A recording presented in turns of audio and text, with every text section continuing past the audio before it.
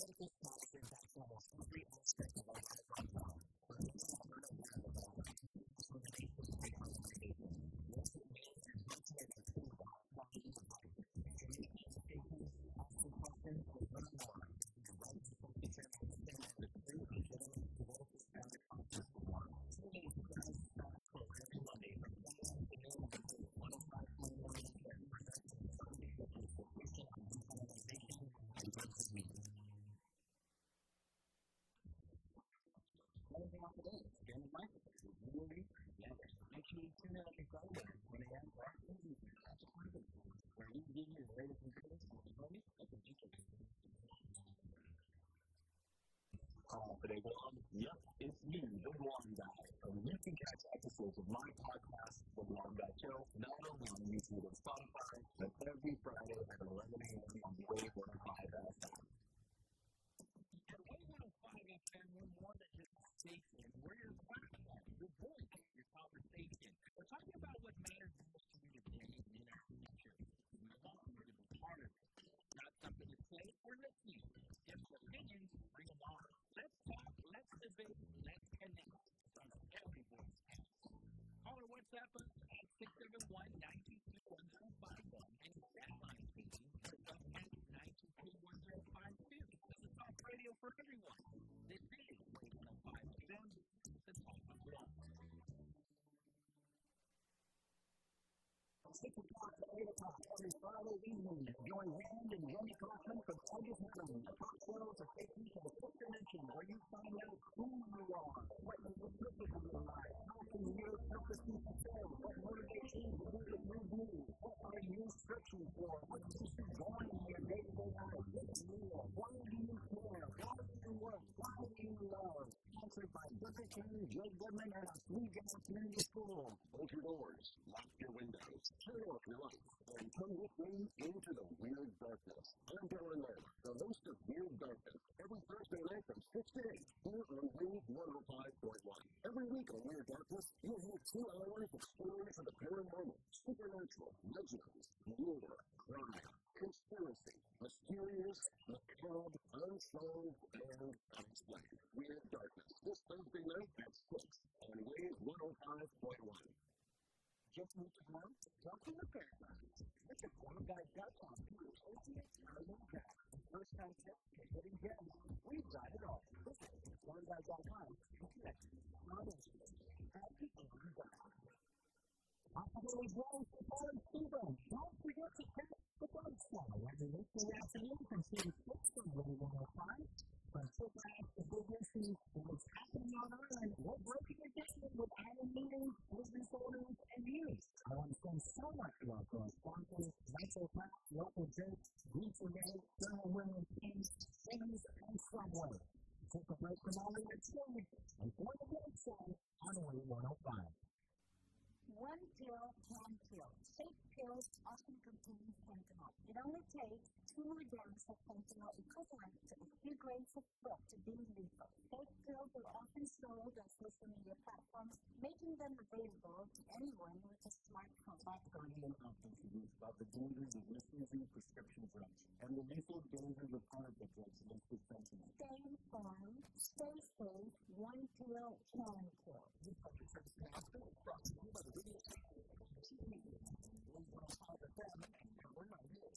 Here's energy in 15. Quick power facts from GPS.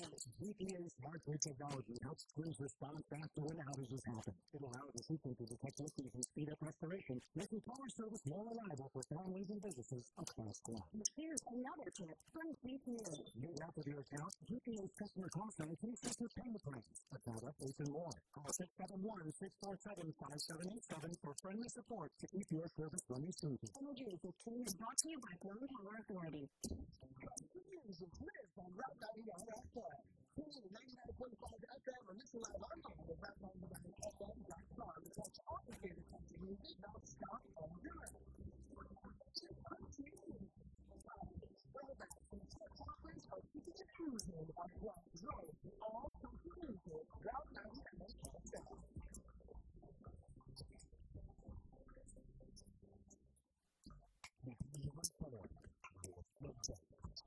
Wait, 105 FM.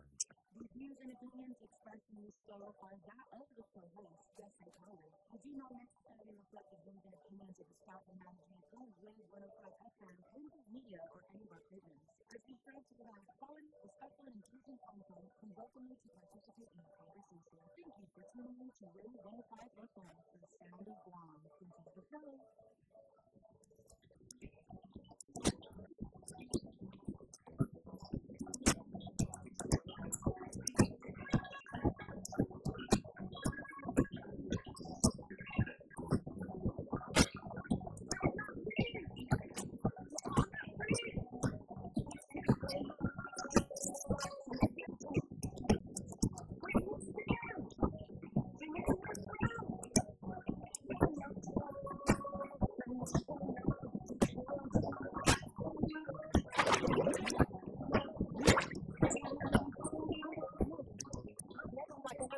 In the morning, trying to drink coffee if you're that desperate. Well, thinking you can, well. Look at us on a Monday morning, all not hungover and not tired from running marathons or not full of a belly full of food and feeling lethargic. Look at us. Look at us making it in this morning. A little wet outside at 4 o'clock. Well, it's not bad. It's a little bit. And just a holiday. Hi, everyone. Good morning, Daddy. Good morning, Guam. Hafa Adai, everyone. Happy National Coffee Day. Good. Right. Grab a cup of Joe, or, if you're not a coffee fan, just the smell of the coffee beans is always a plus. It's all, I like the smell of coffee beans. Me too. When I really like the smell? Okay. Where's that pen you gave me? Okay. I got another one. No worries. I'm sorry. I got to avoid that situation. No, I'll grab you. I was thinking, I'm pretty sure help. I said, no, because this is one of the areas. I got it. I know. Yeah, thank you. Okay. The bottom of the bag next to that half-broken Tylenol. That's so nice. I like the smell of coffee when I get to the airport. Yes. On the airplane. Okay. Yeah, they were like, would you like something to drink? I just want whatever you're brewing. That's that coffee. Whatever that is, I'm here for it. Yeah, the numbers have gone up with the little guys, too. Teenagers now in coffee. I've heard that. Teenagers in coffee, baby. It's real. Like, how young is teenagers? Like, we're talking high school students. Yeah, we're going high school. I've seen them actually, about middle school. I'm not too sure. I was watching this TikTok, and I'm actually following this guy, and this guy, his name is Buddha. Booda. Toddler. Those boys are learning how to walk, how to talk, and he's just in love with his father. Whatever his father does, he does. And so he's learning how to speak because his father's like feeding him food. He's like self-feeding. He's just drum in his face, and it's just a cute thing. I don't know. They must have a big budget for clothing because there's no good at all. He's just everywhere, right? And the other day he was drinking something, and the little boy, he's like, Sam, so he gets him this thing. The kid was thanking whatever was in this drink. Turns out to be sweet tea from Church's Kitchen. Church's Chicken. Okay, sweet. I'm like, bro, this kid is like 3, right? And you're jamming him with, and I'm thinking, I think that in some restaurants they do that when they have the kid meal, and you can get a free drink. It's tea or soda. Okay. Yeah. I was like, why would you do that? Yeah, but no juice. They don't even do the juice thing. I got you, for sure. Well, whether it's coffee, whether it's tea, get that caffeine in. Well, for sure, for real today, I ran out of pods for my coffee maker. Okay. And I haven't been to the store, so I'm like at the mercy of the gas station. Got you. Okay. No, I'm not. It's actually so good. Every time you walk into the gas station, it makes you want to have coffee. I generally will go to, like Great Awakenings at the bottom of the hill. It's so sick. But there's no coffee places. Like a West Confusion open on 4-6. That would be nice. Because I like their coffee. And there's like a couple of other places. But for the most part, I have the gas station coffee for another coffee. It's good. nuts and all that little finesse. I got that little hazelnut, the flavors in there. That's good, you know. The pumpkins, you know, because it is that season. Are you into that? No, I'm very I like pumpkin pie. I'm not a pumpkin. And I like the stems that come in sort of cut green. But I don't like pumpkin, bananas. I never like it. I just have a lion chicken, you know. It's really yummy. It's like, give it to the dog. Yeah. Even, I dare say this, but even Boochie fine. No, it's not my thing. I don't know. What is it? I don't know. It's just not. It's not in my palate. I like pumpkin pie on Thanksgiving, but even then I would chew something up before I see. You know, that's what I can do. But just don't be all the extra pastries. You know what I'm saying? I'm like, man, you want, I can't like it. I'm just an apple girl. No, it's just a boxing match on my tongue. I get out of my mouth. I tried. It's pretty good. That's anything or just turnovers. Turnovers like to mess around. Okay, that's what I do. Oh, you mean like blueberry pie? I'm thinking of Harlem pumpkin turnovers because, I'm a lion, so it's good. Okay, note to self. Yeah, note to self. I'm with you. I mean, I'll be grateful for it, you know what I mean? Oh, me too. I'm always really happy when somebody, you know, comes over and brings us things. We tend to just,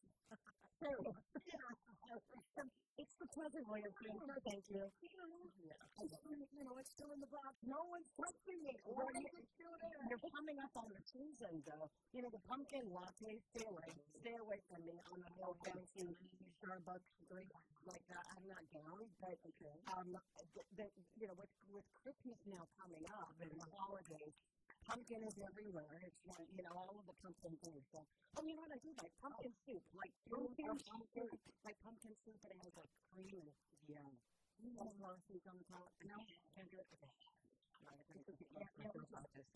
No, pumpkins are out for me, but for the rest of you, by all means, man, indulge and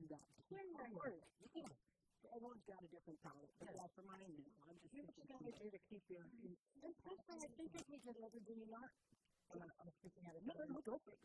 Do we not get a little more picky about our foods? Like, there's some things that I'm eating now that I was, like, looking forward to, and suddenly I'm just like, what was I thinking? But I make so much of it. Well, what did you eat at the American Red Cross Red Ball? I tell you. Come on, it's little people food. What is little people food? It's like a whole big plate with a little bit of food. It's the thing. Oh, no, you have a costume as pale with all the samples going. And I said, listen, I'm not saying anything I don't care to stress. The second time I've been to this place where the plate is bigger than the portion. Listen, and it's enough for me, you know, because it's really heavily flavored. And then they put like a whole charcuterie tower in front of you with all the bread and butter, and they have all the meats and cheeses and things like that. I didn't get to indulge really because it's a fast-moving program. And it's only during the lull periods where you can scarf something down, but by that time it's really not, you know what I mean? It's you do it during the speeches or something, but it's not satisfying. I was saying to the audience that night, I said, for all of us big girls, you know, I'm looking at the guy next to me, you thought because that place was sitting there. We ended up giving our food to the DJs.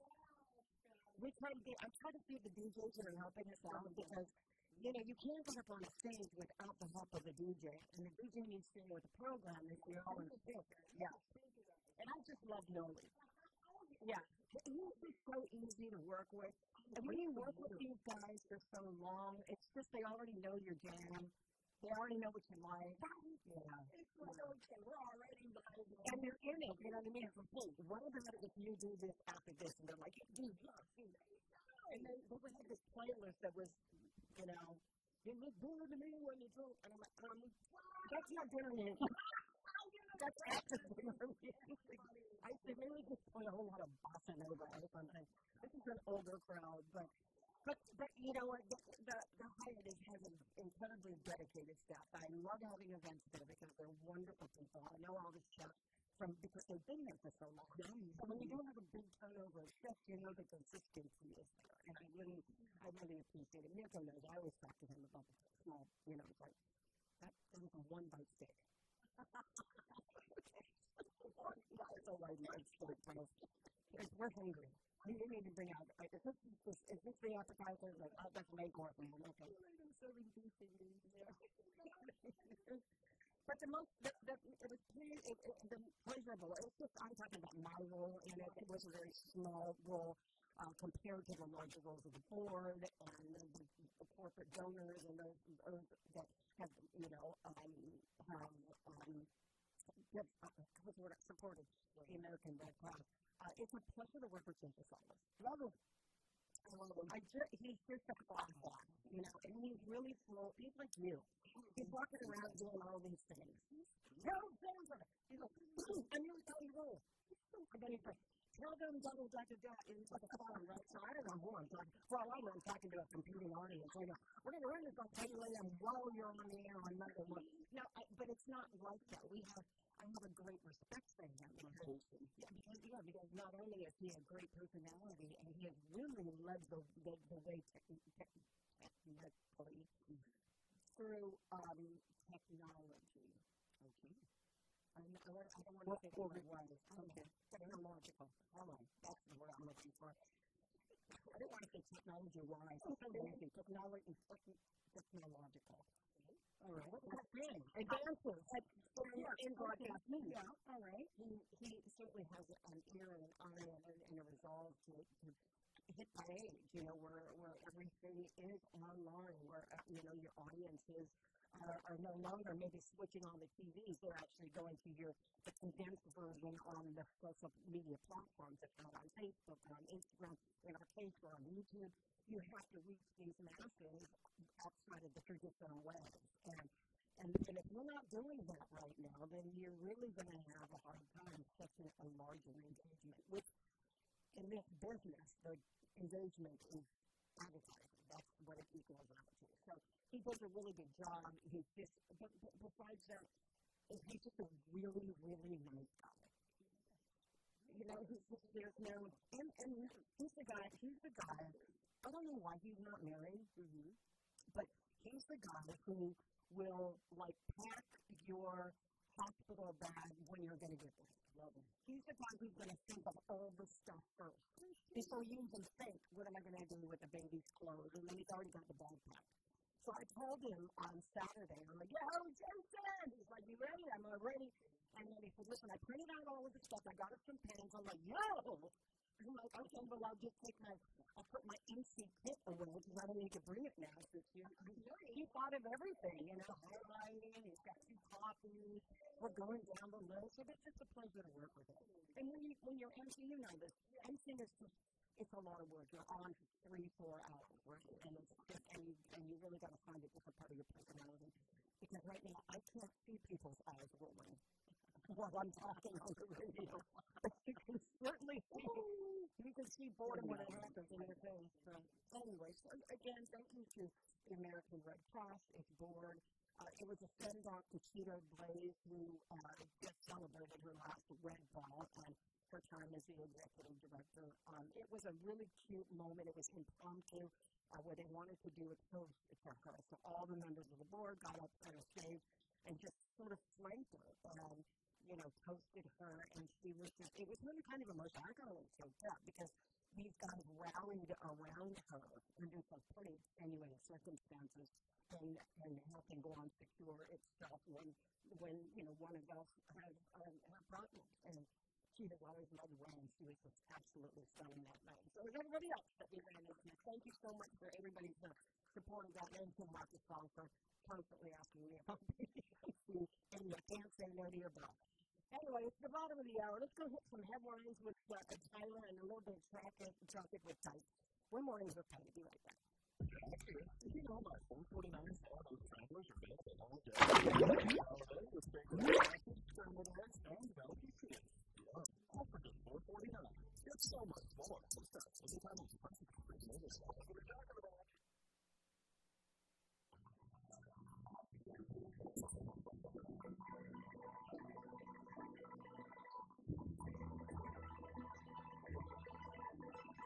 Paycom. Good morning, your local headlines for you right now, and it's being brought to you by our friends at McDonald's. I'm loving it. It's Tyler Underscore here on the Wave 105 o'clock. Today, here's the latest from the Ariana's business trip. Senator Phil McDonald oversees 10 women of the Committee on Public Welfare, the Arts and Humanities, and the Department of Restoration, is asking the Department of Human Services for individuals with disabilities to respond to a letter by October 3rd to explain their decision to not renew its contract with Catholic Social Services. The funds in the letter Catholic Social Services notified family members last week Monday that its website on new home care services will terminate on September 30th.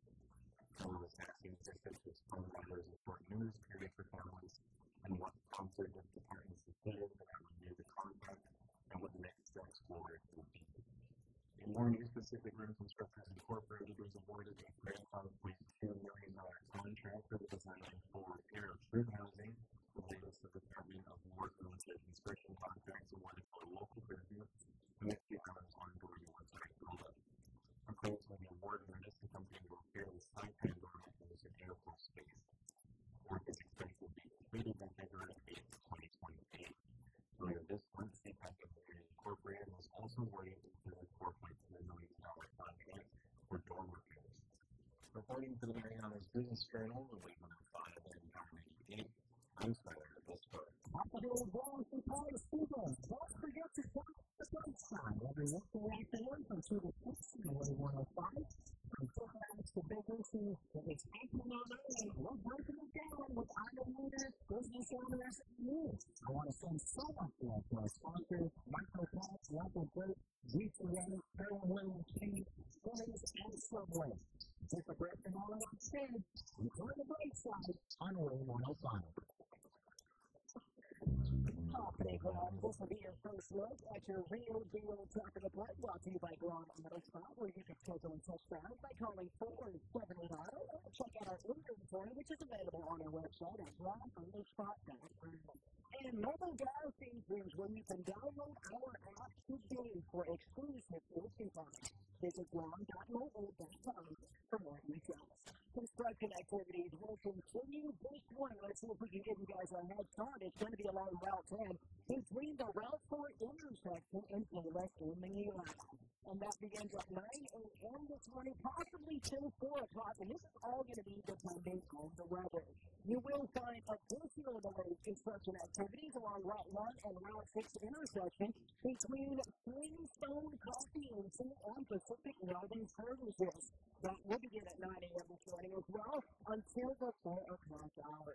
For those of you on the northern side of the island, we do have traffic picking up outside of Anderson Air Force Base along Route 1 and 2 go.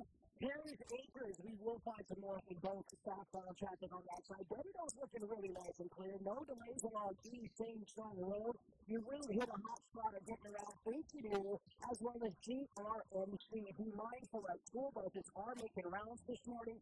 Eyes on the roads, not on the phones. No texting and driving on the streets again. Remember, guys, seatbelts are sexy. Make sure the full seatbelt is fastened and replicate the strap safety and the proper booster and car seats. Your real deal traffic report is all being brought to you by Grom Auto Spot and mobile gas stations here on the road, 105 FM.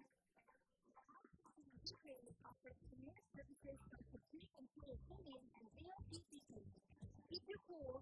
Our station offers factory, ceramic, lifestyle, and face-to-face auto testing. For more information, call 617-SLASH.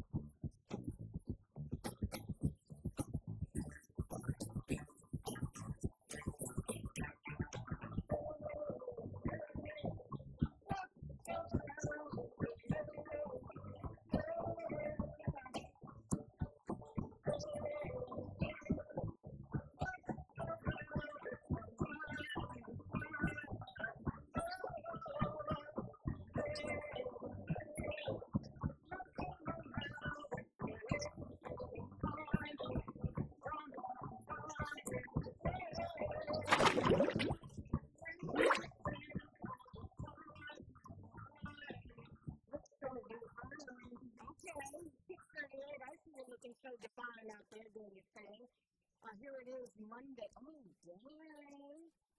29th of September? Who said? Tomorrow's last day? This is September 31st, right? Oh, wow. Yeah. I did the whole year program for that one. September 30th. Okay. We're just about on fiscal year Eve.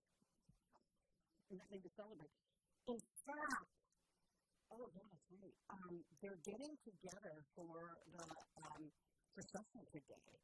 And front and center, oh, sorry about the hair. You know, I still have red ball hair. I tried to fix that thing, it's not working. I'll get it for you because I'm already getting messages like fixing it. They're going into session, and one of the things on the agenda was going to be, what was it again? Oh, the override of the veto of the budget bill. And I think they got the vote. I think that's not going to be an issue. That everybody who everybody's sticking to their guns.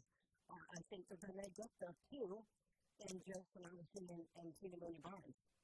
And I think we think that's going to happen because to the point that we were making when we first talked to Senator Kent Bloss about this, that everybody, well, the two senators that would have been swayed if they were lobbied enough or if they were promised something else, were fighting for some things that they did get.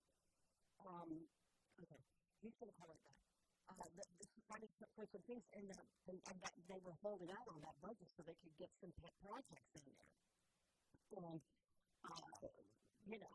Bloss was saying, listen, we passed this budget, and we knew what we were doing then, and everything that everybody asked for, they got.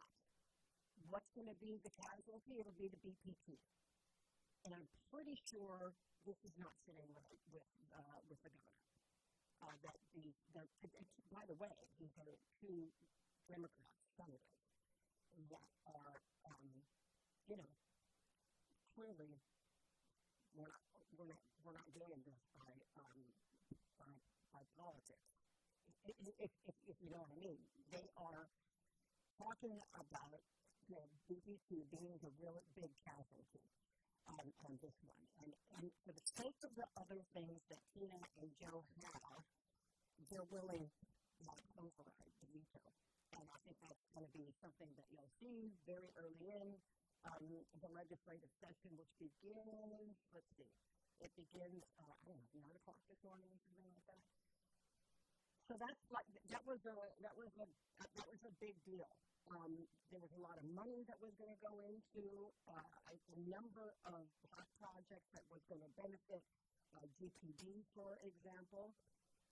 They also they're looking for this huge investment in new building for GPD. And so that was part of it. They've got some issues with DOE that still are out there that were included in this budget. And we just definitely are looking for the success of the rolling back the BPP. So all of that is definitely up for grabs this week. And it's probably going to happen. Senator Bloss, when he announced it after, he said it's going to happen. There's no way that these two senators are going to back down on what they already bargained for inside the budget. So they're just going to, at the risk of losing the millions of dollars in revenues that are generated by the 5% BPP, they got what they wanted. And that was funding for other places. So there's that. Couple of other things that are leftovers from last week, and I think for a few years it's going to be leftovers for a while, and that is what's happening up in Vigo. Now, kudos to Constula for dumping a bunch of pallets of water. I think they said that it comes out to like 40 or 80 cases of water per pallet, something like that, and so they were able to distribute some water, and the general manager for the Community Constula said they're going to continue to do it until they're secure. They've opened up that line, the phone line, sorry, I'm a little confused. They're opening up the phone line for people to call and get some information about where they are and whether their homes are affected by the contamination that was in that jail at the well. And they're spreading out all of the contacts that we're dealing with this emergency declaration by job scenario, where they're certainly going to be looking at $250,000, going toward immediate systems to get people back on, using tap water that's safe to consume. There was an article, I can't remember which paper I was reading, where they were talking about just this effort to try to pick up pieces from this bomb that dropped on GWA from customers almost 10 days ago, where they were talking about this contaminated well that has been providing contaminated water into homes, and the levels have increased, and that has alarmed the community, not only Jugo, but everybody else around Guam. It's just, if it's happening to Jugo, what are the odds of it happening somewhere else? And it's been, I think it's been quite dynamic for the Guam Water Works Authority. They're in a position to have to defend themselves. This is why we're all talking about a water rate increase that's supposed to take place tomorrow. Yeah. And so, what is the immediate, remedy for Jugo residents to at least pacify them? Clearly they want clean water, but they also don't want to pay for it now. And I think that they've tabled what they can do. CCA has tabled the conversation about either refunding people for I don't know how many years of water bills, establish some sort of credit account where whatever they paid in will just be credited out with consumption, or just flat out stop paying the bill. Because people don't even want the credit account. They say, why are you going to give me credit for water that I paid for that was contaminated? So the service definitely for clean, and a water quality standard wasn't there, but you're still making me pay for it by giving me credit when I'm still not getting the right type of water that you want me to have. And then there's also the possibility that with some of this money being used to reimburse people who actually went out and paid a little bit of extra money to go get water treatment. If you can imagine these cases of water that are being donated, they're single bottled water, right? And, you're going to be spending a lot of time trying to open up these lids, and you station them around in the bathrooms, right? So that's where people want to wash their face and brush their teeth.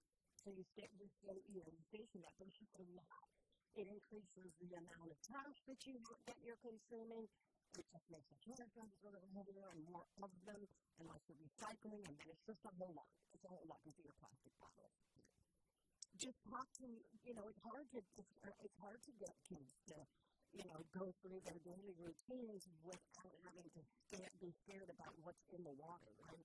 So there's a lot of education happening. I think it's happening in the villages where people are talking to their own kids. But that's the way it is. That's the reality of the situation for now. But I will say it's not going to be an easy sell for GWA, especially now that we know that they're increasing the rate of water by October 1st. It is now 6:47 in the morning, and we're headed to the phones where the president of the Mayor's Council joins us, and he's the mayor of Patti, Mayor Jesse Allen. Good morning. Afternoon, good morning. Hey, how are you? Everything okay on you? Oh, yeah, I'm doing good. It's good to be Monday. No kidding. I was just telling guys, nobody woke up with a hangover, nobody ate too much yesterday, nobody didn't get enough sleep. So we're here on a Monday. So I wanted to ask you about, I missed it because there was so much else going on with the water last week. Can you talk to me about the abandoned vehicles thing? What does this all mean, that you're not going to be taking the lead? How does that work? Well, basically this money is the recycling revolving fund is a fund that was given to the mayors to assist with these types of recyclables, retirement vehicles and others, right? Vehicles, electronics, green and tires. And we're finding that we've always had a problem year after year when we talk about what our difficulties are with this fund, what we could do, what we should do, and then we're having difficulty figuring out how to make this work for us, because we've always talked about administrative costs and how we need to figure that into the plan, because we get the money, but we don't, we're not able to do anything else with it other than, recycle, dispose and recycle these items. So we've talked many years about hiring personnel to manage the program and the administrative costs. We've never really asked for it. We didn't know. We talked about paying for other types of what we would consider administrative costs, like the paperwork that needs to get done, and the documenting, and fuel, because we have to follow based on our operations plan. We have dedicated staff to follow vendors around, and you have to remember that for the most part, most rural offices are not our maintenance workers. So, you have that coupled with procurement delays and just all of that stuff when it comes to the processing of the vehicles and the recyclables. And an example of this fiscal year, we received an update price for fiscal 25, but we haven't spent anything. We haven't spent a single penny of the 1.5 million because, again, it's been protested. And then also the method in which we are supposed to be procuring these items. It's not, you can't just say, we're going to give you 50,000 and 20,000 and then 100,000. There's a way in which you could spend this money properly. So I was on it's a procurement nightmare. And yes, we have the stuff to do it, but we have to have other programs that we do. And this is evident right now that it's just, like I said, they haven't spent a single penny from that 1.5 million because of the procurement process. And then it becomes, so whose responsibility is it anyway? And we understand that most mayors pretty much are contacting DPW because there was a law that we have to contact DPW. And it's the responsibility of DPW. So if that's the case, then DPW should receive the money. And we should follow the process based on the law. We're doing too many things that are just not mandated enough. And we're falling short. So I think this is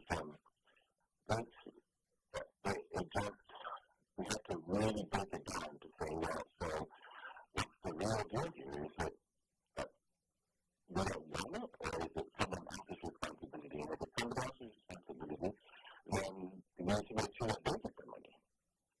So that's the hope, is that because they've made a decision of the council, and the non-decision that perhaps there could be discussion about this money being given to the proper agencies who are by law supposed to be removing these different vehicles.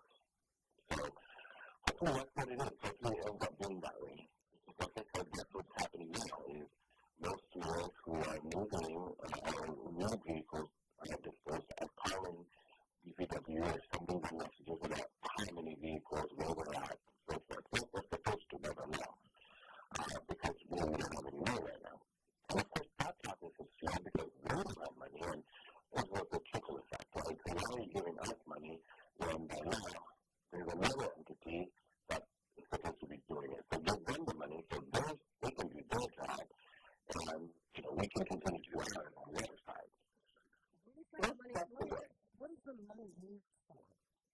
is it just removal, or because GSWA, don't they have one of those flattening vehicles days? Is it flattening trucks? I mean, come on, that's like, I'm not, you can't mince words there. I mean, how do you purchase something of that magnitude and not have a plan to use that piece of equipment? Shame on them for purchasing such an expensive piece of equipment and not know how to use it. And the big issue about you have to strip the vehicle from that, that has never been a problem. That has never been a problem. Our problem is this bureaucratic process of procurement and getting it done. So what they should have done, GSWA, and the money to actually go to them too. Actually, we want the money to go to them so that they can pick up the right goods and return all the bulky items that residents pay for already. Because you get so many allotted per year. Well, give them the funding so they can increase that amount per year and do their job effectively. Or not have such a long wait list for residents, because that's where they end up calling us. Wait, how do they bought this equipment but they've never used it? Well, obviously they've never used it, and then now they can't use it because you can't crush the vehicle without removing certain things, like liquid, fluid, upholstery, so forth. Well, oh my gosh, are you kidding me? When did they buy it? It was last year. I know it was last year. I'm thinking, my goodness, you can't purchase that piece of equipment and just write a check and get it. I'm sure there's some market research done. So you should know from A to Z what's going to happen with the vehicle that's going to, go through that piece of equipment. So it's not like, what I heard it, that was the issue, that we cannot use it. I thought, well, see, that's not a problem. Everybody's too smart, and we didn't figure out how that recycler was going to accept those vehicles. So the recycler's not going to take it. I mean, why are we going to blame the recyclers? There's a lot of talk about, the recyclers changed their rules. Well, no, they didn't. They just never, when they took the cars from us, they do the stripping. Like $150 each. I don't blame them. I'll charge that too. Because each item that we send them, they strip the vehicle before they crush it. But what GSWA does, and what they planned to do, was crush it, perhaps. But no, they planned to crush it and then send it to one of those two recyclers. They won't take it because they can't sell that metal that way in that condition. So none of the rules have changed. So I know that a lot of the process is going on. They're even sharing it with other mayors, and mayors are believing that, this is what vendor A is saying you have to do. No, vendor A, which is the recycler, always stripped their vehicles. So both vendors stripped their vehicles. But they did it for us. We just gave them the vehicle, and they charged us, X amount. So that's the craziness. So that's the other thing is, okay, maybe they do need to give them money to fix their problem because GSWA invested in something they can't use. So get money out of this recycling revolving fund to fix the problem you created so that you could use that crusher. If you have to, obviously all of this has to be done by whoever's in possession of this abandoned vehicle, right? So that's where the $650 fee comes in. If you don't do that, this like maybe global recycling will take it, but they'll charge you $650. But if you strip it of what you're talking about, the metals, all of the liquids, the upholstery, then you won't have to pay for it. If you do it yourself. Oh, you have to pay something, I'm sure, but I'm sure the cost would be lower.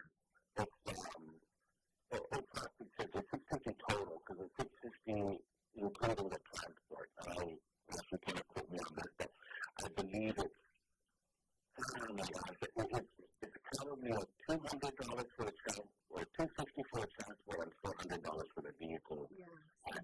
one of the companies, something like that. Yeah, and so you know why people are ditching them in the boonies. I mean, another $1,000 is a down payment on something, right? Or will buy you a used car, right? A bond. Yeah, it is. And I'm just saying that these grown, I mean, so that, I can't even remember when we said that money was given to the council, but it was during the Carl administration, I believe. What, about 125? Yeah. It varied, right? But it was similar to that. It was annual. I remember, yeah, it was annual. Right? So, and maybe, at that time, and it's already been a decade, right? So perhaps things have changed. And we need to revisit this because you can't just continue to do the same thing over and over again and expect different results. And what I'm saying is that there's still a crazy number of abandoned vehicles out there, even when we were disposing, or when we were growing. I mean, some of them Melissa Tavares is famous that repeatedly telling us she's spending all her money, removing everything that she could, and selling more vehicles grow. And Mary Frances says, she goes, it's a fine thing, right? And she's experienced, that's why she took things into her own hands, and she's dragging them to DPW. And not to be, it's because that's where it's supposed to go. And so, honestly, that's really why we just have to, let's put down and say, come on, what is the law? What is the truth in all of this? Because is it really our responsibility? Are we really going through this cycle year after year? And, we're still, we're not beating a dead horse, but it's still very difficult for us to traverse. Or do we say, well, okay, let's go empower those agencies that are given the authority, the actual authority to do it, and give them the money so that they're successful. DPW would benefit tremendously from this money. And here's WA, like I said, they can pick up all of our white goods and all of our white families. And I always make a big stink about, we live on an island and we don't even have a green waste bin. We don't know. Come on, back in the day, we used to go out on the weekends and plant all the different plants because our plants, and you could not put that in one spot too. And then now these plants are the bushes, the trees, the leaves. What do you do with them? You can't burn. You can't burn because of the environment. You can't burn for whatever reason. But then you have invasive species. And they're going to build up because you have all this green waste that is mismanaged. So, okay, somebody should use this money to manage green waste because it needs to be a good, don't have a green waste bin. And I'm not saying to charge residents for a third bin, but there needs to be some kind of consideration for green waste because when you got that typhoon, only after a typhoon where the government will accept your green waste. Well, they put it out in big bowls and sent to it somewhere in the community, and everybody has access to it. Right, but I do that, and you know how much that costs? That costs over $1,500 each time. Well, I mean, I understand that there has to be an investment, but what are we paying to get rid of it, or to get rid of it through the mayor's office, and that you have to go out and do all of the maintenance? What if, I don't know if you compare the cost of what it takes to clean up people's waste or providing receptacles for white goods and other things, appliances, in a community setting where you can just load all your stuff up, that you abandon everything, air conditioner, computers, whatever needs to be, you want to get rid of, and bring them over to a lot in PD, for example, and once a month or once every month, other month, that people just use that as a tiny house. So it's possible. No, it's possible. They do this in places where they'll just stage one big container for, a neighborhood, and everybody goes there and drops off their stuff, and they know that they have to do it on this appointed day. I know in Detroit, we can't even compare, but I know in Detroit they do it once a month. But that's a huge huge population of people. We don't necessarily have to do a whole month. It's possible. I'm sure that it can change if that happens.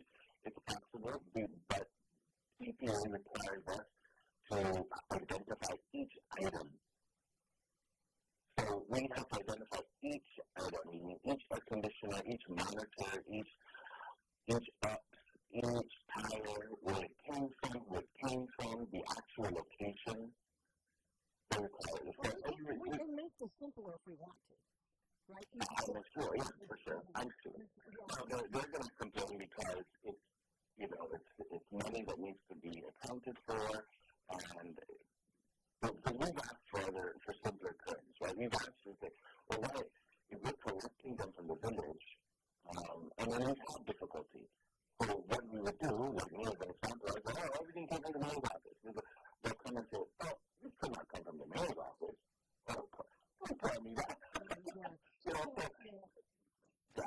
So we just try to make it easier on ourselves to just say, well, we didn't just take it out of our houses. I mean, our personal homes, our residences, it just came from the village. It came from, we didn't, you know what I mean? So, but it just wasn't sufficient for their reporting.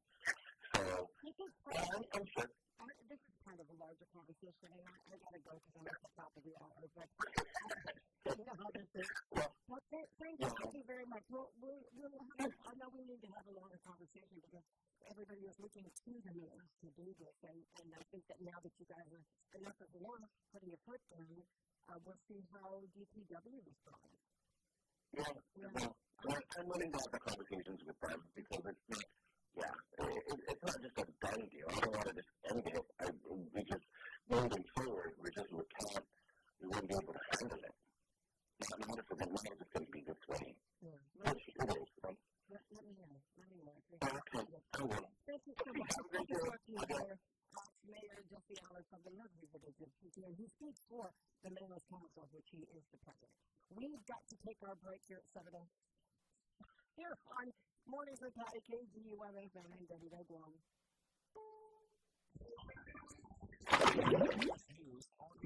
Sponsored by Progressive Insurance. I'm Peter King. It's not what worshipers ever expect or want during Sunday services. Churches feed off complain. That fire started after a man drove his truck into the Mormon church in Grand Blanc, Michigan, and started shooting. Police say he killed 2 people, wounded at least 8 more before they thought he killed him. CBS's Anna Schechter says several agencies are trying to find out why he did. ATF is on the scene, local FBI, Michigan State Police, the local police have been the lead, and we'll see if that changes if the FBI decides to take over. But at this point, it appears that local and state police are leading this investigation. The shootings were fired half an hour after the death of the Mormon Church's 101-year-old leader, Russell Nelson, was announced. The man accused of killing 3 people and wounding 5 at a Southport, North Carolina waterfront restaurant is in jail and has been charged. Currently charged with 3 counts of first-degree murder, 5 counts of attempted murder, and 5 counts of assault with a deadly weapon, intensity of inflicting serious injury. Brunswick County DA John David says the accused gunman opened fire from his boat on the Intercoastal Waterway. Heavy downpours in tiny Globe, Arizona have brought major and deadly flooding to the area about 90 miles east of Phoenix. At least 2 people have been killed, 1 missing. KPHO-TV's Whitney Clark says searchers fear they'll find more. The focus of crews today is going through the washes and checking all of the cars that were swept away in floodwaters. It's really sad to even talk about it, but they're going through all of the cars to make sure that there aren't any bodies in any of those vehicles. Parts of the southeast coast are bracing for Tropical Storm Imelda, which isn't expected to make a direct hit, but will still have an impact.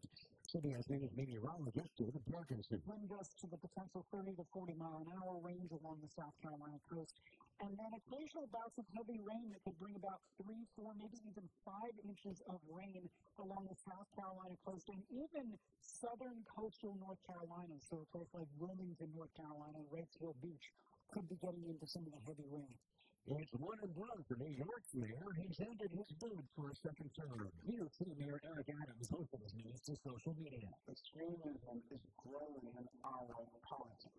Political anger turning into political violence. Most polls had him with single-digit support behind Zoran Mandani and Andrew Cuomo.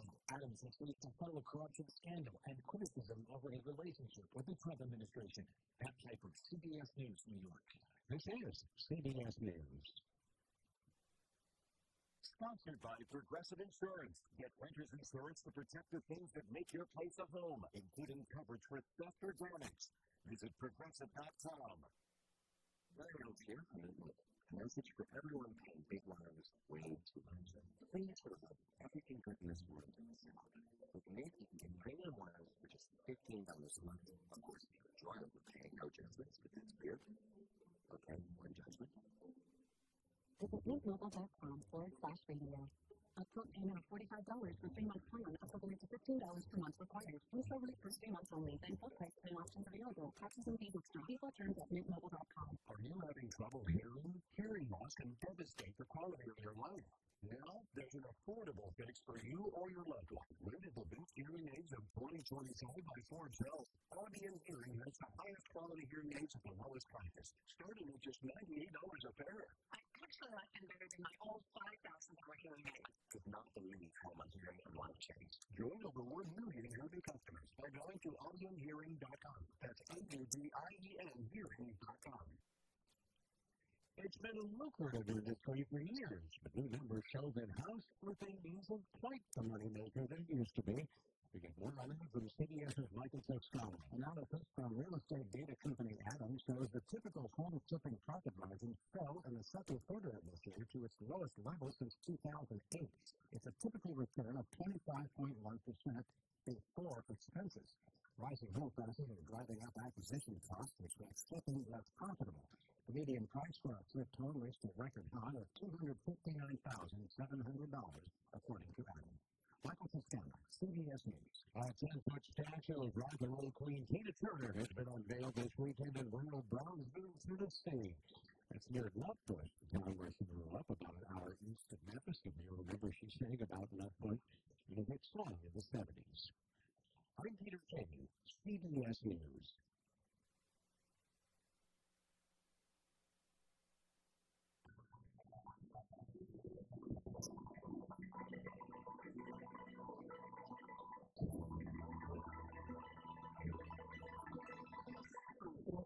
Good morning and welcome back. This is the Wave 105 FM, and you are tuned in to Mornings with Patti at 11 minutes after 7 o'clock on a Monday, September 29th. We are streaming online this morning. You can find us on the World Wide Web at thewave105.com, as well as our YouTube channel, that's Wave 105.1 FM. And the show this morning is being brought to you by Tiffany's Grill and Bar, the medical city where patients are partners. Take Care Insurance Company, our island, your health plan. Subway, Food Trash. Bay Fitness, where others take branches, we play free. Visit BayPacific.com today. Wise Hour for wise choice in animal care. GTO, we start with you. Tax continuing detailing on Sherwin-Williams. Your local headlines for you right now. It's Cairo Obispo from the Marianas Business Journal and the Palm Business Magazine, all being brought to you by McDonald's. Bringing on the fall flavors at McDonald's Farm. You can treat yourself to the pumpkin and cream pie, pumpkin spice latte, or pumpkin iced coffee. Hurry in for a limited time. It's only with our friends at McDonald's.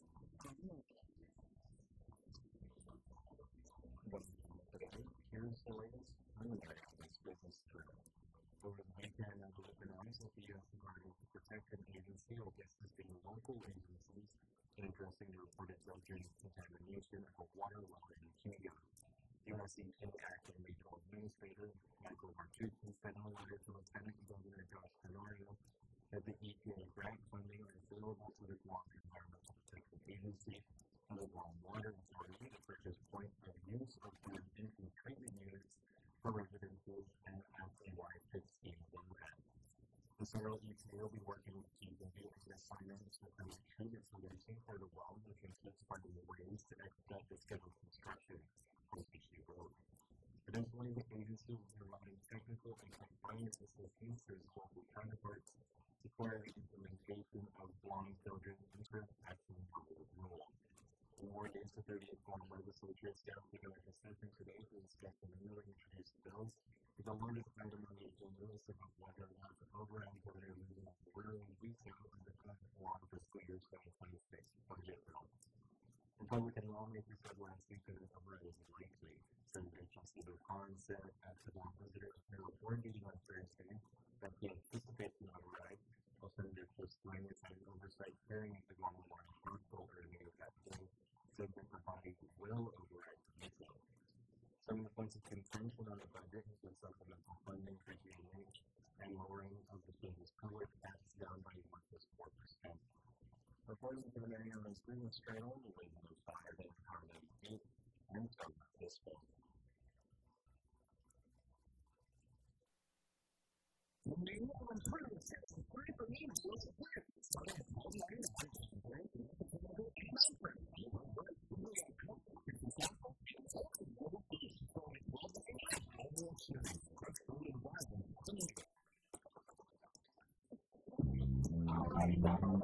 Everyone, and welcome back.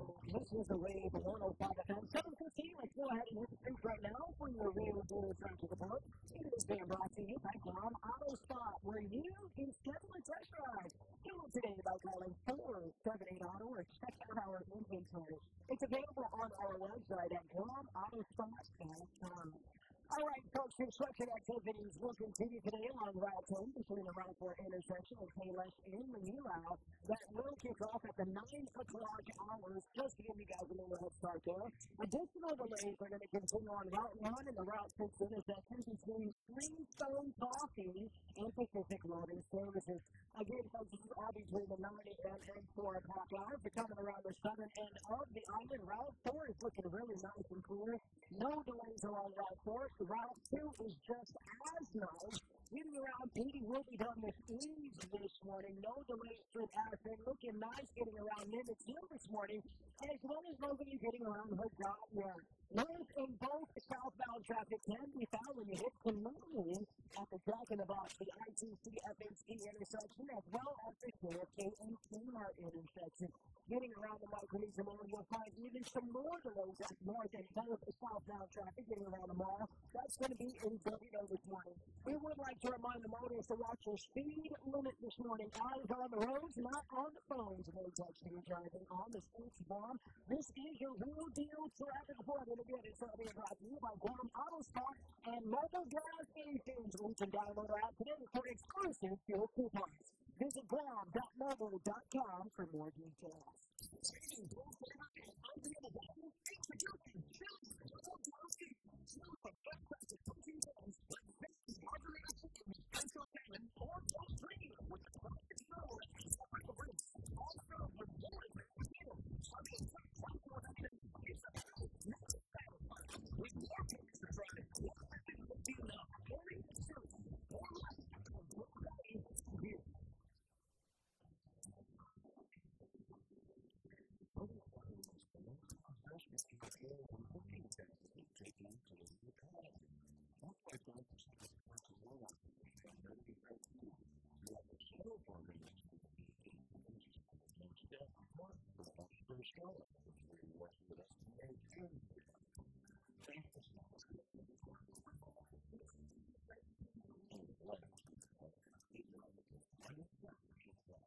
Energy is 15. Quick power facts from GTA. GTA Smart Grid technology helps crews respond faster when outages happen. It allows assistance in different stations and speed up restoration, making power service more reliable for families and businesses across Guam. And here's another tip from GTA. Need help with your task? GTA's customer call center can assist with payment plans, account updates, and more. Call 671-647-5787 for friendly support to keep your service running smoothly. Energy is 15 is brought to you by Guam Power Authority. The views and opinions expressed in this show are that of the show host, guests, and callers. They do not necessarily reflect the views and opinions of the staff and management of Wave 105 FM, Limited Media, or any of our partners. As we strive to provide quality, respectful, and engaging content, we welcome you to participate in the conversation. Thank you for tuning in to Wave 105 FM, the sound of Guam. Enjoy the show.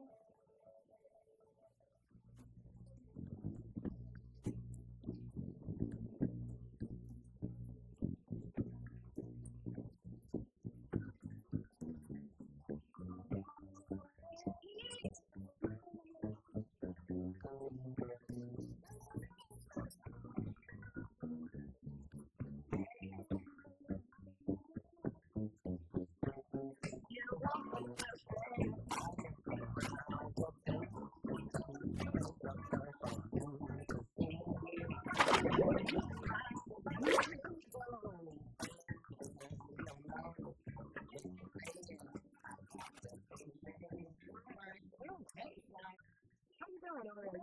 We're good. Patti, yeah. How you doing on the national news? You doing? Yeah. I'm just trying to check. I haven't seen too much on news again. Yeah, well, there was another shooting at an LDS, the Church of Latter-day Saints, in Michigan. Yeah. Okay. So, that happened. There's a few people dead. Two police officers killed the gunman. Died crashed into the church and then opened fire. And that resonates with everybody. I mean, unless you're atheist and you don't do that, or you don't go to church, or you don't believe in anything necessarily. But people who congregate in these places are getting gunned down in times of worship, which is really difficult to fathom that we're talking about people being gunned down in the places where they pray. And it's unsettling because then you look around and find out, whether or not you're too scared to actually go to church. And, and it really you really need to do a lot of searching, and you really need to be talking to somebody, that will help explain to you all of these things that you need, that might keep you away from church. And then there are some cases where services are posted online on Facebook or on their web pages, or on their pages where you can watch them. For example, I only know about the Catholic Church, being, some of these parishes will do that. But that's not designed for your every Sunday church goer. That's just designed for people who are infirmed at home or unable to go. That counts toward that. You can't just be, sipping on, beer watching football on one television and then, watching mass at the same time. So that's gotten a lot of people very uneasy. And so we'll see. We'll see how these churches respond to this, all of these denominations, how they say, is the best way for their faithful to deal with this absolute horror of being gunned down while you're in worship. Painful to watch, painful to listen to, and also painful to see on TV. 7:22. In a while, we're going to be talking to Lynn Episode. Tomorrow is her last day, technically.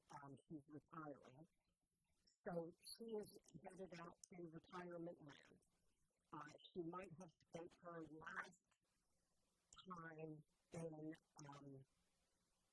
front of the legislature last week when they were trying to justify getting rid of or spending that $40 million that they eventually received. A lot of questions were answered, and to the point that Senator Chris Wainwright is making, a part of that was just an effort to show GMH that they're in solidarity to help them figure it out. But Melanie Mendiola she's the former GITA administrator, and she is the newest GMH board member. And she dropped something that I think a lot of people were waiting for somebody to say, but they don't normally say it. They may think it, they might talk about it, and as a matter of policy, they just don't do it. And that is cutting the fat. If the fat at GMH, get rid of it. On Thursday, when they had a board meeting, they had an oversight hearing. He says they're going to be looking more at the hospital's income and expenses. I'm going to read to you Nestor's story from the Guam Daily Post. This was on Friday. He says at the Guam Memorial, I'm fairly familiar with how government agency works. I think it's no secret you can either generate your own revenue, which autonomous agencies do, or you can go to the general fund and ask. At the Guam Memorial Hospital, you have a hybrid of a situation where the hospital system generates approximately over $100 million, and then the legislature comes in to help close that gap of the cost to administer the services. She took a look at the past budgets of the hospital and surmised about the right calculation that GMH receives about $30 to $50 million in subsidies every single year. And then they collect $133 million from patient services. And with the general appropriations, the operating budget comes out to about $180 million. And so she says, we're coughing up a $220 million budget request, so there's another gap of $40 million, which is exactly what they've been saying for a long time. If you just keep giving them a subsidy of $40 million, they'll always break this cycle of always owing people or not being able to pay something. She says, you can increase your revenue or you can decrease your expenses. That's not a random thought. That's pretty much a standard way of operating when you're running at a deficit. It's either you can get more money or you can hold back on things that you are spending on. That's just a standard of the balance. She says, I received the feedback of the different managers in the different departments. Some of the feedback I received was, hey, there's a nursing shortage nationwide, and you're contemplating laying off nurses? So that's crazy. I said, yeah, you're right. That is crazy. So after the first round of that kind of discussion, I exactly went back to the drawing board because she said, what they have to do is fix the current staffing pattern. She looked at the audit from 2018 and 2019. The level of payroll spending for clinical staff was relatively level. On the admin side, the admin non-clinical side, she says, that doesn't tell us clear the story. And so what I said was, hey, why don't we aim for a 10% reduction in total payroll? Said no one ever.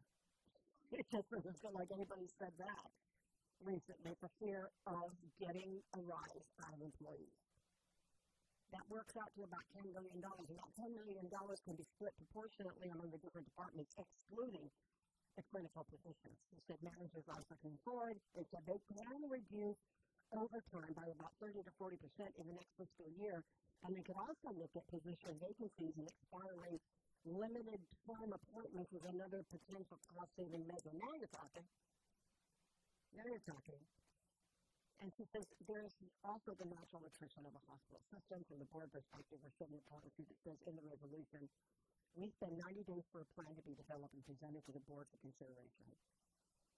And she says that the ultimate point of that particular resolution was to create an environment where we are not going to rest until, to me, we can cut $10 million in expenses. And if we can increase revenue by that amount, she said, I think there's a number of ways to do that, and we can keep on closing that gap. And then she says, I recognize that it's more difficult to carry out services on a remote island of a small population. I recognize all those things. But at the end of the day, we are not a super special snowflake. We are in a hospital, a community one. So there it is. She's talking about cutting jobs at GMH. And what has been, I think, opined by so many watchful GMH fans and non-fans. And we know who they are because they're constantly talking about it in op-ed pieces in print, or they're calling on the radio to deliver the message that we're not going to get anywhere with GMH if we are stacking it with employees and doing overtime and not trying to decrease the amount of money that we're spending because it doesn't match what we're taking in. It's pretty standard on balancing your own checkbook. And they also to this Mr. Lecanto article that was in Friday's paper. Dr. Jolene is going to be the interim administrative CEO. But Lillian Passage has been there for decades, and she's been there in several capacities, and tomorrow will be her last day. She's agreed to come on the radio. I'm pretty sure she's not going to be talking bad about her employer, but I know that I have seen her react when she hired up here, where enough was enough. And we'll talk to her about what she's leaving behind versus what she actually started. That's coming up in the next hour. Yeah, she'll be here about 8:15. Right now, we're going to take another break. We got some headlines and some traffic. We'll be right back. Open doors, lock your windows, turn off your lights, and come with me into the I'm Darren Martin, the host of Weird Darkness, every Thursday night from 6 to 8, here on Wave 105.1. Every week on Weird Darkness, you'll hear 2 hours of stories of the paranormal, supernatural, legends, lore, crime, conspiracy, mysterious, macabre, unsolved, and unexplained. Weird Darkness, this Thursday night at 6 on Wave 105.1.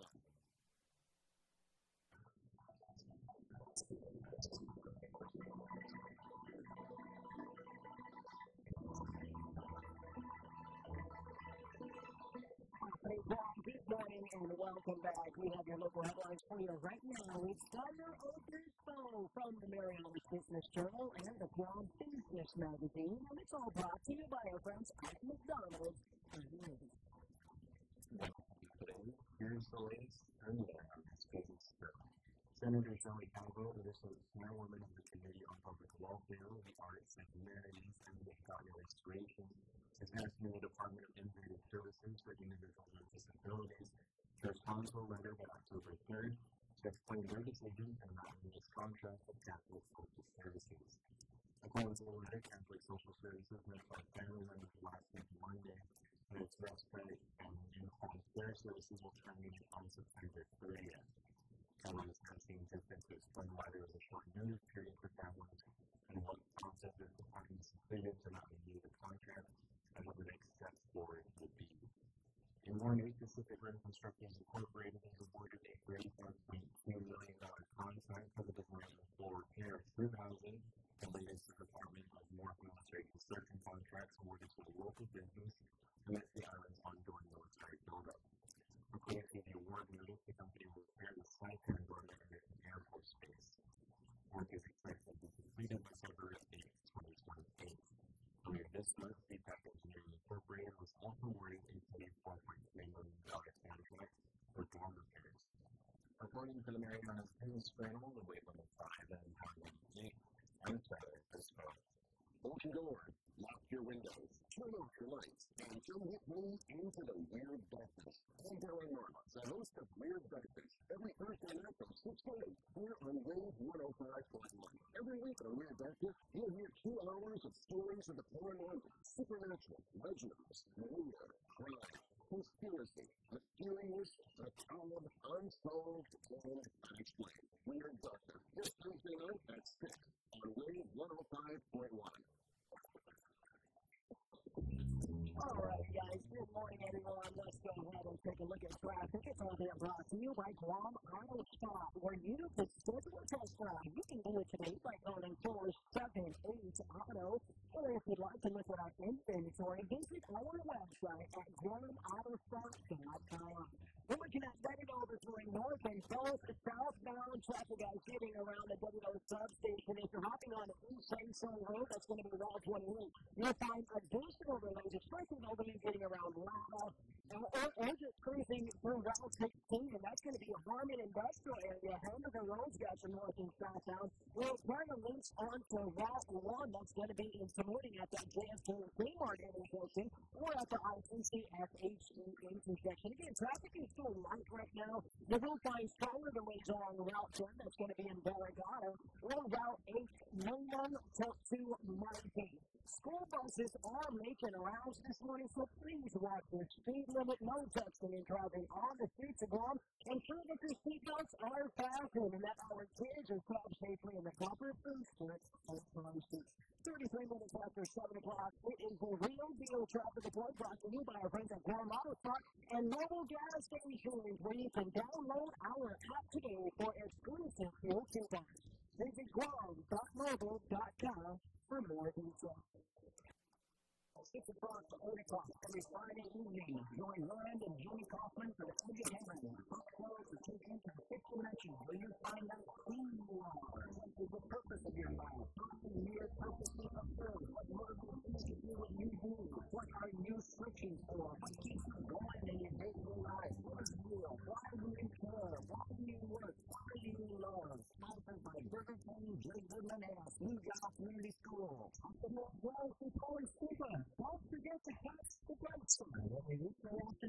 see the kids Sunday 105.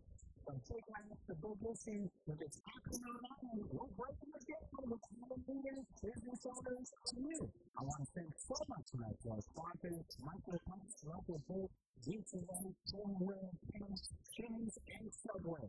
Take a break from all of that soon. Before the break song, on the way 105. And we want to find that we're more than just a station. We're your platform, your voice, your conversation. We're talking about what matters most to you today and in the future. And we want you to be part of it. Have something to say? We're listening. Different opinions, bring them on.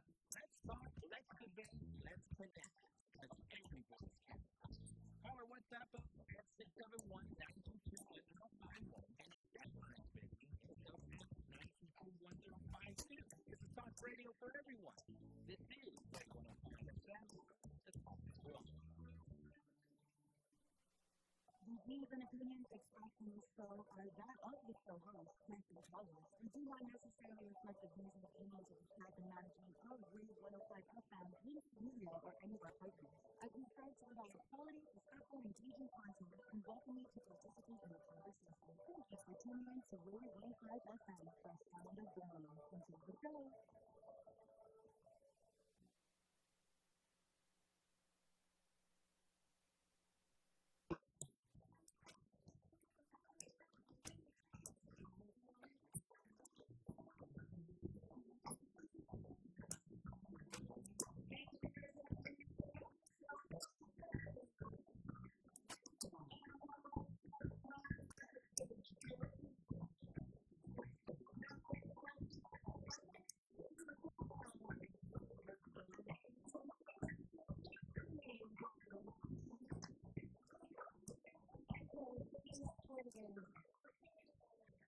Let's play the game.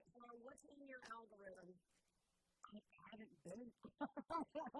It's been so busy, Patti. I'm sorry. I don't have anything. What are you looking at? What's on your algorithm? I got locked into Charlie Kirk now. Okay. All right. Okay. I don't know how it happened. Okay. I don't know how it happened. It was like, I think I clicked on something, and then once you do that, it's over. Yeah, I mean, I don't like to log on to, I don't like to spend my time arguing over Charlie Kirk. I was never a viewer. Bits and pieces. People send me stuff out of him. I'm like, how are you sending me this? I have no interest in Charlie Kirk. I really don't. I mean, I would watch a few debates here and there and whatever, but I was just not a huge follower. And that's okay. I don't have to be. He's now a thing. And so I watched something, and then this part comes up, and it's just like now I'm just, the longer you sit in these, some of these, you go to this. Because it really doesn't take but a minute for them to figure it out. So I'm not a big Charlie Kirk. And there's something in the Catholic Church as well about Charlie Kirk. And it was Bishop Dolan, or St. Dolan. Bishop Dolan. Was praising him. And that caused some ruckus amongst Catholic bishops across the country.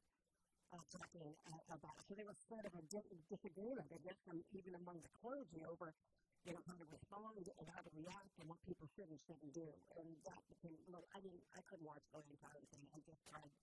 I tried to stay relevant to these issues, not me, but having to remain relevant for the sake of having conversations with people who actually are into the conversation. I don't know, there's many things I have against all of it. I'd not get into a fight with somebody because it doesn't mean.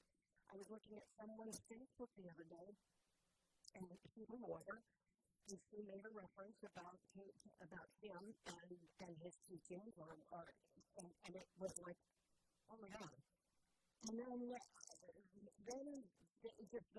ensuing comments just became, too much. And I had to get out of it because it just never ends well. Dee's on the line. Hey, Dreamy, how you doing? How are you? Excuse me. Oh, good. Yes, good. Because I don't want anyone to be sick anymore. more. Yeah. How did you do? I mean, you went through the episode. You lived through it. I lived through the episode, went through it. I didn't get the crazy cough at the end, which apparently a lot of people have gotten. So does that mean you went to see Downton Abbey? No, I'm waiting on you. I'm waiting on you. This is a thing that you and I have got, and Diane have got a pact on. So I'm glad you guys waited for me. I'm sorry that my sickness. No, it's okay. I mean, I bought the tickets, but then I ended up giving them away. Okay, well, I mean, I gave them away to another threesome that was going to go, and I said they were going that day. And I said, okay, well, let me offer you this, and they it worked out. Yeah, it worked out. My money was not lost. Yeah. So I'm thinking, like, after the movie comes up, we can just watch it. Like, it all depends. I'm kind of nervous to go to the movies too, because that's like a stressful for sickness people, and that's yeah, but I don't want to sit there and watch the whole movie in a mask. That's uncomfortable. Yeah, I want to eat your popcorn. I got you. And my hot dog, and my gummy bears, and whatever I'm buying. No, totally. Yeah. So anyways, I was going to call and tell you, so I took off a couple of days, for my birthday and stuff. Oh, yeah. Yeah, it's tomorrow. Yeah, I know. And we're exactly 10 years apart. That's how I know. Yeah, you and I. That's why when you told me your birthday. Yeah, you know that you know what age you're going to be. Thanks a lot for using me. I use you as a coach. Yeah. So that way, when you turn 60, I turn 50. When you hit 70, I'll be 60. And then it goes, if you're still on the radio at 70, Patti, we're going to have to celebrate. We're going to have to celebrate. That would be more than a celebration. It might actually be a eulogy, but it's okay. No. No, I don't want to jinx myself. I'm not going to jinx myself. You are one of the most healthiest people I know. Oh, good. You don't drink. You don't drink anymore, right? No, I don't drink. I don't eat junk. I'm pretty well except for the cheese the other day. Yeah. So I was going to ask, is Sean still here? Or no, as a matter of fact, he just sent a picture of himself at their annual fundraiser thing at the seminary. Oh, so he's, oh, God. He's been gone. Get a chance to see him. Yeah, he's been gone for a while. He's been gone and for a while.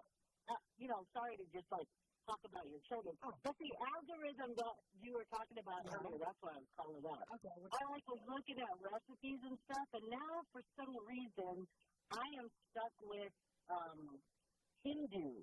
Like those, you know how they have those, I know you have it on yours, and they have these little mini series, and it's like telenovela or whatever crap in a different language that comes on, and you're stuck watching it. I was having dinner with my first cousin and her children, and my first cousin was using her daughter, who's in college in Las Vegas, and she got her Apple bill, right? And it was some ridiculous, $60 or something. Oh. She goes, and she's all, my mom is clicking and watching these soap opera dramas on Facebook. And I'm cracking up, and I look over, and I go, you actually click and watch, what's coming up next? And she goes, I can't get enough of those. And I'm like, you know how much those accumulate? Every time you click on the next. Oh, these are in-app purchases that are being made. Yes. Oh, I'm actually talking about those dramas that you see, and then they leave you hanging on Facebook, and then you start up for $19.99 and pay the next half hour. Yes. I almost went down that rabbit hole. Oh, no, she did. She went down the whole thing. One movie cost her $65. It was insane because she was watching, I think, 2 or 3 at a time or something like that. It was crazy. But that also comes up on Facebook, and I try not to. I'm like, don't click it. Don't even spend 2 seconds watching, whatever it is, because then you're going to see. So mine now is all of cats and dogs and, the dodo on Instagram. And, I try to do, very calming, I don't want to go down that road of all this crazy, stuff that's going on now. Because, ice is all over my newsfeed, right? Mm-hmm. It's out there. And so and then, there's other things that come up that I'm just like, no, I don't want to. And you're right. When people start posting on their social media and you're just freaking out, like, I did not know that this person thought like that, there's times when I just want to be like guys, like, I don't want to go on social media for a while. You know what I mean? Mm-hmm. Like, let's not open up social media because there's just so much, and the comments are brutal. And you don't want to go down that rabbit hole. No, I just want to try and think of, but speaking of peace and love, Chanel just did a retreat, of a yoga retreat yesterday, with Liz. Oh, I believe she was the guest speaker. Living in Milwaukee. Yeah. Yeah. And so they did a little hoo-ha thing at Sandcastle, and afterwards they had a little brunch over at the Mediterranean spot on the front. And Chanel absolutely loves that whole yoga experience. Yeah, have you done yoga? Yeah, I have when I was younger and nimble. Probably using more yoga to calm my personality. But yeah, you know who Olivia Marathi is? That's Marathi from Bank of Guangzhou. Yeah, she's in the Areola. Is she? Is she your relative? No, Areola. She's like Jay Areola's niece. Jackie Areola's niece. Yeah, Jackie Marathi is Jay Areola's older sister. Oh my God! I knew that they didn't know. I know that Olivia Marathi was gone, anonymous, but in that way. But I wanted to call out my whole family. Oh my God! I didn't know that. Yeah, yeah. Well, you're welcome. A little more gossip, it's like, hey, did you know that Olivia is actually an Areola? Oh, wow. Well, if she ever got in trouble, she's hooked up in the great family. There's that. Hey, Bill, I got it. It's still good. Yeah. I got to roll because I got a guest coming in at the top. You do. I love Lilia Sasadas. Thank her for her service. Please thank her for her service. Absolutely. Well, you can call back and do that yourself. I would. Okay. You're welcome. Thank you. And I say you're welcome to post and thank you. I just say thank you. You're welcome. Oh, is that Vince? Oh, hey, Vince. Good morning. Good morning, Patti. It looks like you're going to have a terrific show and a terrific week. I don't think you even talked about the override yet. I sure did. Oh, I'm sorry. It's in the bag. It's in the bag. You think it's a done deal? Oh, totally. Yeah, totally. Done. Well, then the governor's going to be disappointed when I'm pretty sure he's not happy. I'm pretty sure he's not happy. Well, hopefully everybody can kumbaya and come back together and we can move forward more productively. But Mel Mendiola, the newest Board of Trustee member at GMH, has literally found a stink bomb into the room and is now calling for a $10 million staff reduction. Is that what I'm hearing you saying? $10 million that they either have to generate or they've got to cut. So we're suggesting a change of staffing pattern, which is some pretty bold words. I don't know about that. I think Sabrina Salas said cut. And even Joe St. Augustine, the next governor of Guam, has proclaimed that GMH has to change the way they're doing. I mean, a lot of senators this year have come forward with the realization that GMH can't keep asking for more and more subsidies when it starts every year with a $163 million personnel budget. Every year, Patti, they commit to $163 million or more to pay people to, GMH. That number has gone up in the last 6 years. It used to be 900 when Louis Anduro took over GMH. It's now 1,503. They've actually set a new record. They've actually stuck the number of employees to that building, and yet they still don't have enough nurses to open the 50 beds that are empty because you can't run hospital beds without real nurses. I mean, at least they're that responsible because with that many people, 1,503, you literally could have 10 people in each room. They're supposed to have 192 beds. It's on the website. But at any point in time, they have between 135 to 150 beds functioning in the hospital. I'm not including the hallways because that's a fire violation. But they do that all the time because they just simply don't have enough nurses. They hire these very expensive traveling nurses, and I think they owe the traveling nurses more than $2 million. They owe GPA they owe GPA now $2.3 million, and they owe the retirement fund money. So if you start the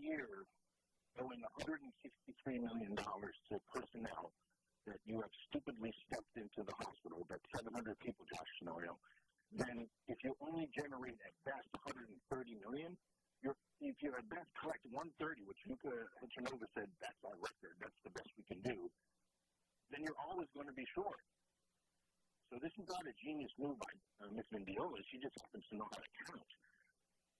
You understand, Patti, and I hear Lillian's going to come on the air. By committing $163 million to personnel every year and not fighting to reduce that, you're not going to be able to pay for supplies. You won't be able to pay for pillows. You won't be able to pay for medicine. You won't be able to pay for antibiotics. You won't be able to pay for morphine. Is that clear? You start the year, every year, GMH, not able to buy the basic supplies, and then you wonder why people complain. The place is not clean. They don't even talk about the electrical panel. They've stolen $137 million over the last 6.5 years, claiming that this was for the electrical panel, and they've never fixed the electrical panel. And now they have another $40 million cash in hand, according to Ed Burns, who doesn't trust them. Right? Ed Burns disgusted with GMH's finances. They won't even let them handle the $40 million that the legislature just gave them, and they took away the $30 million in ARP money that they wasted last December. Do you remember that? I do. And so she's in the studio here in just a few minutes, and I'm going to be talking to her. I'll get off, but this is not a happy time. Jolene Uggan is inheriting a big fat mess. I sent you the evacuation plan that was signed like literally days ago, which means that hospital is not ready for the fire that is already happening at the hospital. This is not fair to the people of God. Have a nice day. Have a nice day. All right. I want to talk. I'm going to talk because he needs to bring it out. I mean, he's not saying anything that he hasn't said before. And I'm pretty sure that in this interview that we'll be coming up with Lillian Posada, we're not going to hear any new news about GMH and the troubles they've been in. We've been talking about this for years. Yeah, Jolene Uggan is going to inherit what everybody else has inherited running that hospital over the past 30 years. So, was it 40? So, that's already a given because this is not going to be solved. And Melanie Mendiola, who, by the way, was the star of Duda. Everything that Melanie Mendiola has touched in the past, they made a good decision putting her on the board because she will say what has to be said because her explanations are just very basic and very simple. And if you're looking at not increasing your revenue and your expenses exceeds that, there's only one way to go. And she's actually said these words out loud and in the form of drafting a resolution. Let's see where that takes us. It's about 8 minutes before 8 o'clock in the morning. We are following things that are happening on the national front. Again, unfortunately, we've had another shooting at a church. This time, this is in Michigan, where a man drove his car into the front of the Church of Jesus Christ, Church of Latter-day Saints, and opened fire on the congregation, killing several, and he himself was gunned down by responding police officers. That is a huge story all across the mainland because it's happening in our churches. That makes it even harder to fathom that people are running and gunning down people who are in the state of prayer. And this is happening as well across the United States as people are reacting to the directive or the demand, not the demand, the directive by the president to Pete Hegseth is to bring the National Guard over to Portland to clean up the streets. And it is not going to be pretty. Oregon is already suing to block him from deploying the troops to Portland, where, depending on who you talk to, I've never been to Portland. I don't know anything about Portland, other than there's a lot of Chamorros that went there to go to school at the University of Portland. They have a high enrollment for locals. But I will say that some of the perspectives from people who are living there said it's about downtown because they got to clean up the ugly street. And maybe so, but as all the other states have gone through, with the president directing National Guard troops into these cities, they're asking for more support, not in the way of force, but in the way of support. You want to fight crime, fight it with the actual resources. You can't go and invade people's homes or catch them on the street. What the Supreme Court says that you can do so because you can profile them. But it's legal to be able to go in, look at somebody who you think might not be a native of America, right? Somebody who was immigrated from somewhere else. And we're talking about people of color, and we're talking about people with dark hair. We're not talking about, blonde hair, blue eyes, red corpus. We're not talking about white people. We're talking about taking into custody people who don't look like white people. And all over the country, in a place as well like Portland, Oregon, you will find that these communities are built of immigrants. But what they're trying to do right now is to protect what they call war-ravaged Portland. They decried any attempt to send military troops there, calling it an infringement of state and local sovereignty and a violation of federal law. They did a 7-minute phone call to Trump on Saturday, and it went all the way to the social media. She just said in the suit, the facts cannot justify this overreach. There was some protests outside the ICE facility in Portland, but now they're talking about the heavy-handed deployment of troops is going to draw more people to those steps to make a comment and to make a statement about why they don't want it. The Attorney General's office then moved to file the suit as soon as possible. There'll be finally a temporary restraining order to block an arrival of troops. They hope to get a hearing before a judge later on this week. They said in America, we don't use our United States military on our own citizens except in extreme circumstances. This is a sad day for Oregon, they say, but this is not necessary. It's unlawful, and it will make Oregonians less safe. And to the point, National Guardsmen come from these communities. They are their own.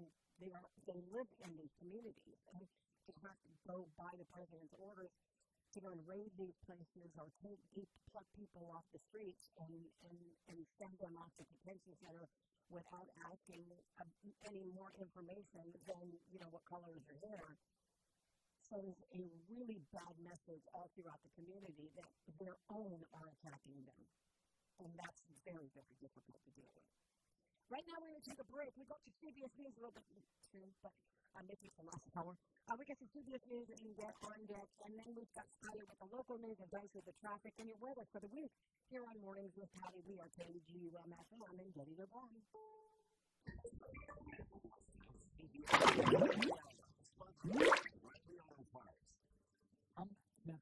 A second person has now died after a shooting during a church service in Grand Blanc, Michigan.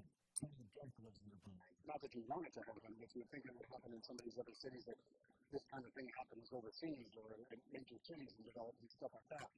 But in Grand Blanc, it's a small golf community. Police chief William Reddy is the suspect. The 40-year-old man drove his vehicle to the front doors of a Mormon church, brought out and fired several rounds of an assault rifle at hundreds of churchgoers.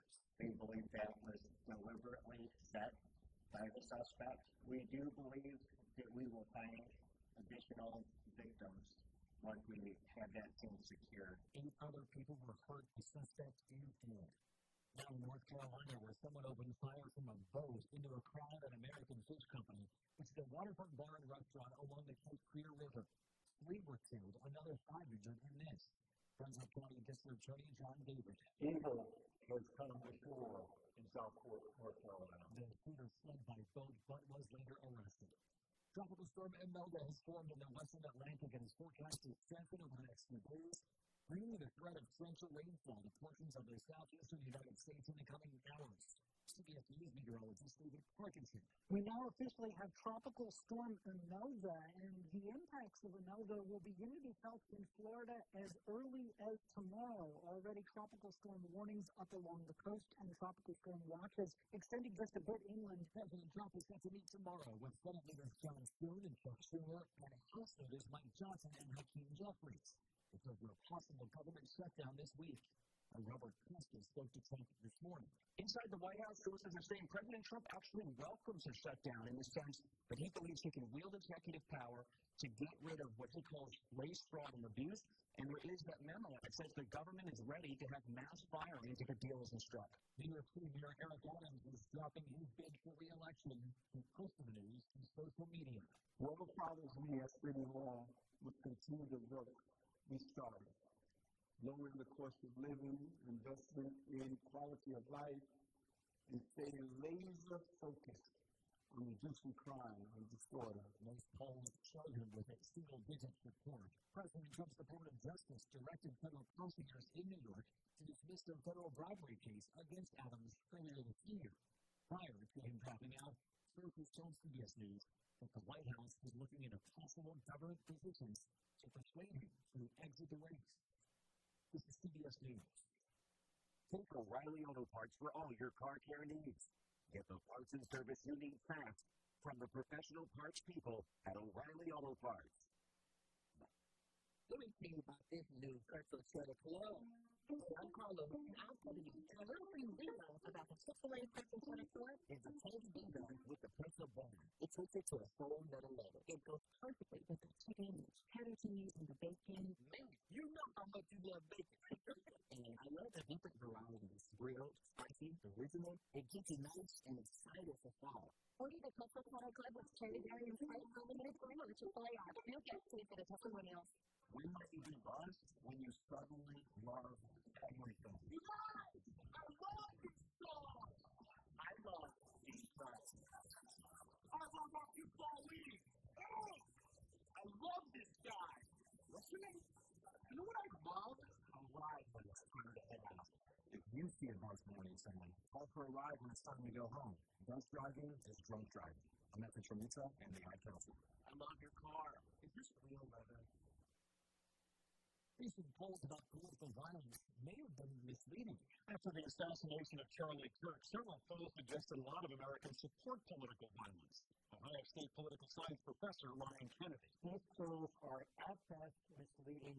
At worst, they're contributing to the tensions that are tearing apart the United States. Kennedy points to a major poll that found 40% of Democrats support the use of force to remove President Trump from office. His team went back and found most of those people thought use of force meant the 25th Amendment, not violence. People wield these numbers as weapons, but the numbers are misleading. Michael Wallace, CBS News. A 10-foot statue of rock and roll queen Tina Turner has been unveiled in the rural Tennessee community where she grew up. The statue was revealed during a Saturday ceremony in Brownsville. That's about an hour drive east of Memphis. Turner died May 24th, 2023, at the age of 83. Matt Piper, CBS News. Good morning, everyone. This is the Wave 105 FM, and you are tuned in to Mornings with Patti, streaming online at thewave105.com, as well as our YouTube channel. That's going to be Wave 105.1 FM Guam. And the show is proudly brought to you by Chili's Grilling Bar from Medical City, where facing departments, St. Clair Insurance Company, Our Island, and the Sun. Subway is ranked the same customer for others put branches. We play fruits. Visit bankpacific.com today. Rise the wise choice in animal care. GTA, we start with you. Top Printing and Detailing, and Sherwin Williams Hills. We have your local headlines for you right now, Guam. It's Dollar Obispo from the Marianas Business Journal and the Guam Business Magazine, proudly brought to you by McDonald's. McDonald's is bringing on the fall flavors. Treat yourself today to the pumpkin and cream pie, pumpkin spice latte, or pumpkin iced coffee. Hurry in for limited times with our friends at McDonald's on Monday.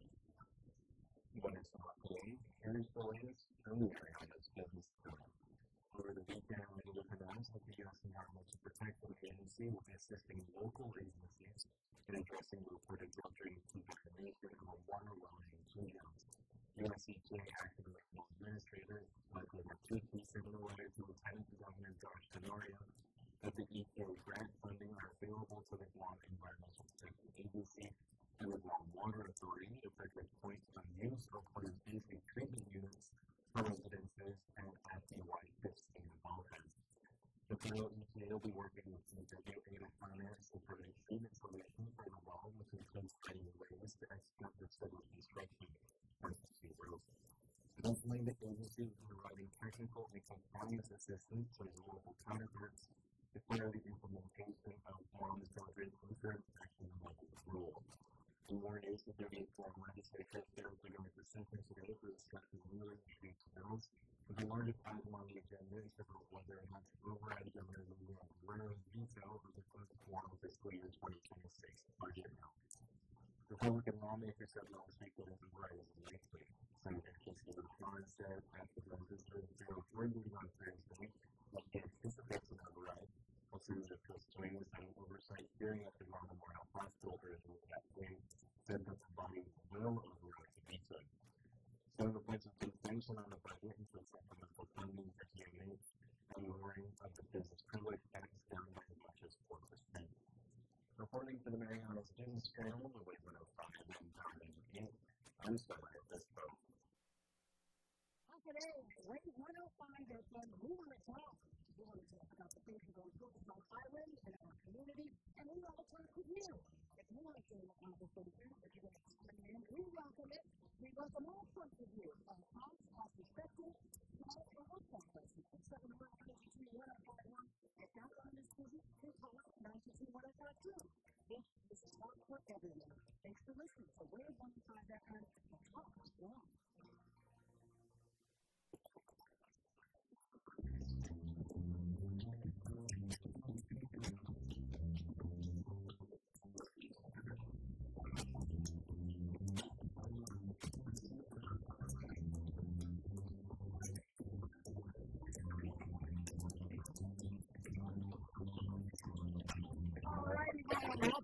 Let's go ahead and hit the streets really quick. Here's a look at the real new traffic report. It is being brought to you by Cam Spot. Your traffic right now, and shout out to our friends over at Cam Spot, where you can schedule a test drive by calling 478 Auto, or if you'd like to look at our inventory, it's on our website at GramAutospot.com.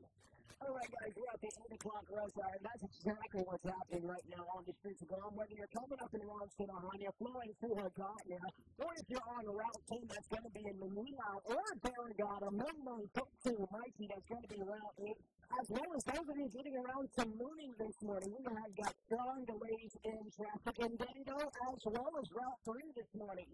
We are at the 8 o'clock rush hour. We would like to remind and encourage all the motorists, please watch your speed limit. It's also important that we allow braking distance between ourselves and the vehicles in front of us.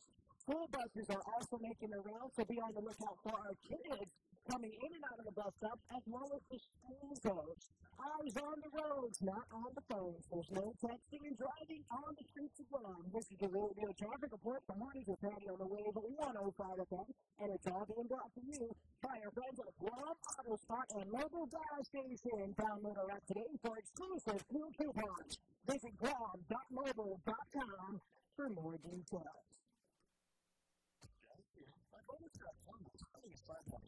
A drink, a burger with 1, 2, or 3 pets. It's a meal that will accelerate your happiness. Starting at $5.99. Get so much more. Are you calling sick to the Philippines? We're talking about feeling healthy and more rejuvenated. At the Medical City, we offer world-class healthcare services, including comprehensive executive checkups and top-tier self treatments for as low as $530. In Martin, Mahajan, or the White Saudi Beaches, shopping at top-tier shopping centers, and indulging in premium healthcare all in one vacation. Would you look over now and experience the best of both worlds? The Medical City, your trusted partner in health. Today, Guam. Yep, it's me, the Guam Guy. And you can have episodes of my podcast, The Guam Guy Show, not only on YouTube and Spotify, but every Friday at 11 a.m. on Wave 105.com.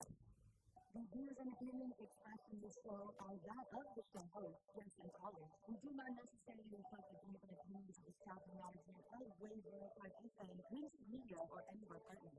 As we strive to provide quality, effective, and engaging content, we welcome you to participate in the conversation. Thank you for tuning in to Wave 105 FM for the sound of Guam. Enjoy the show.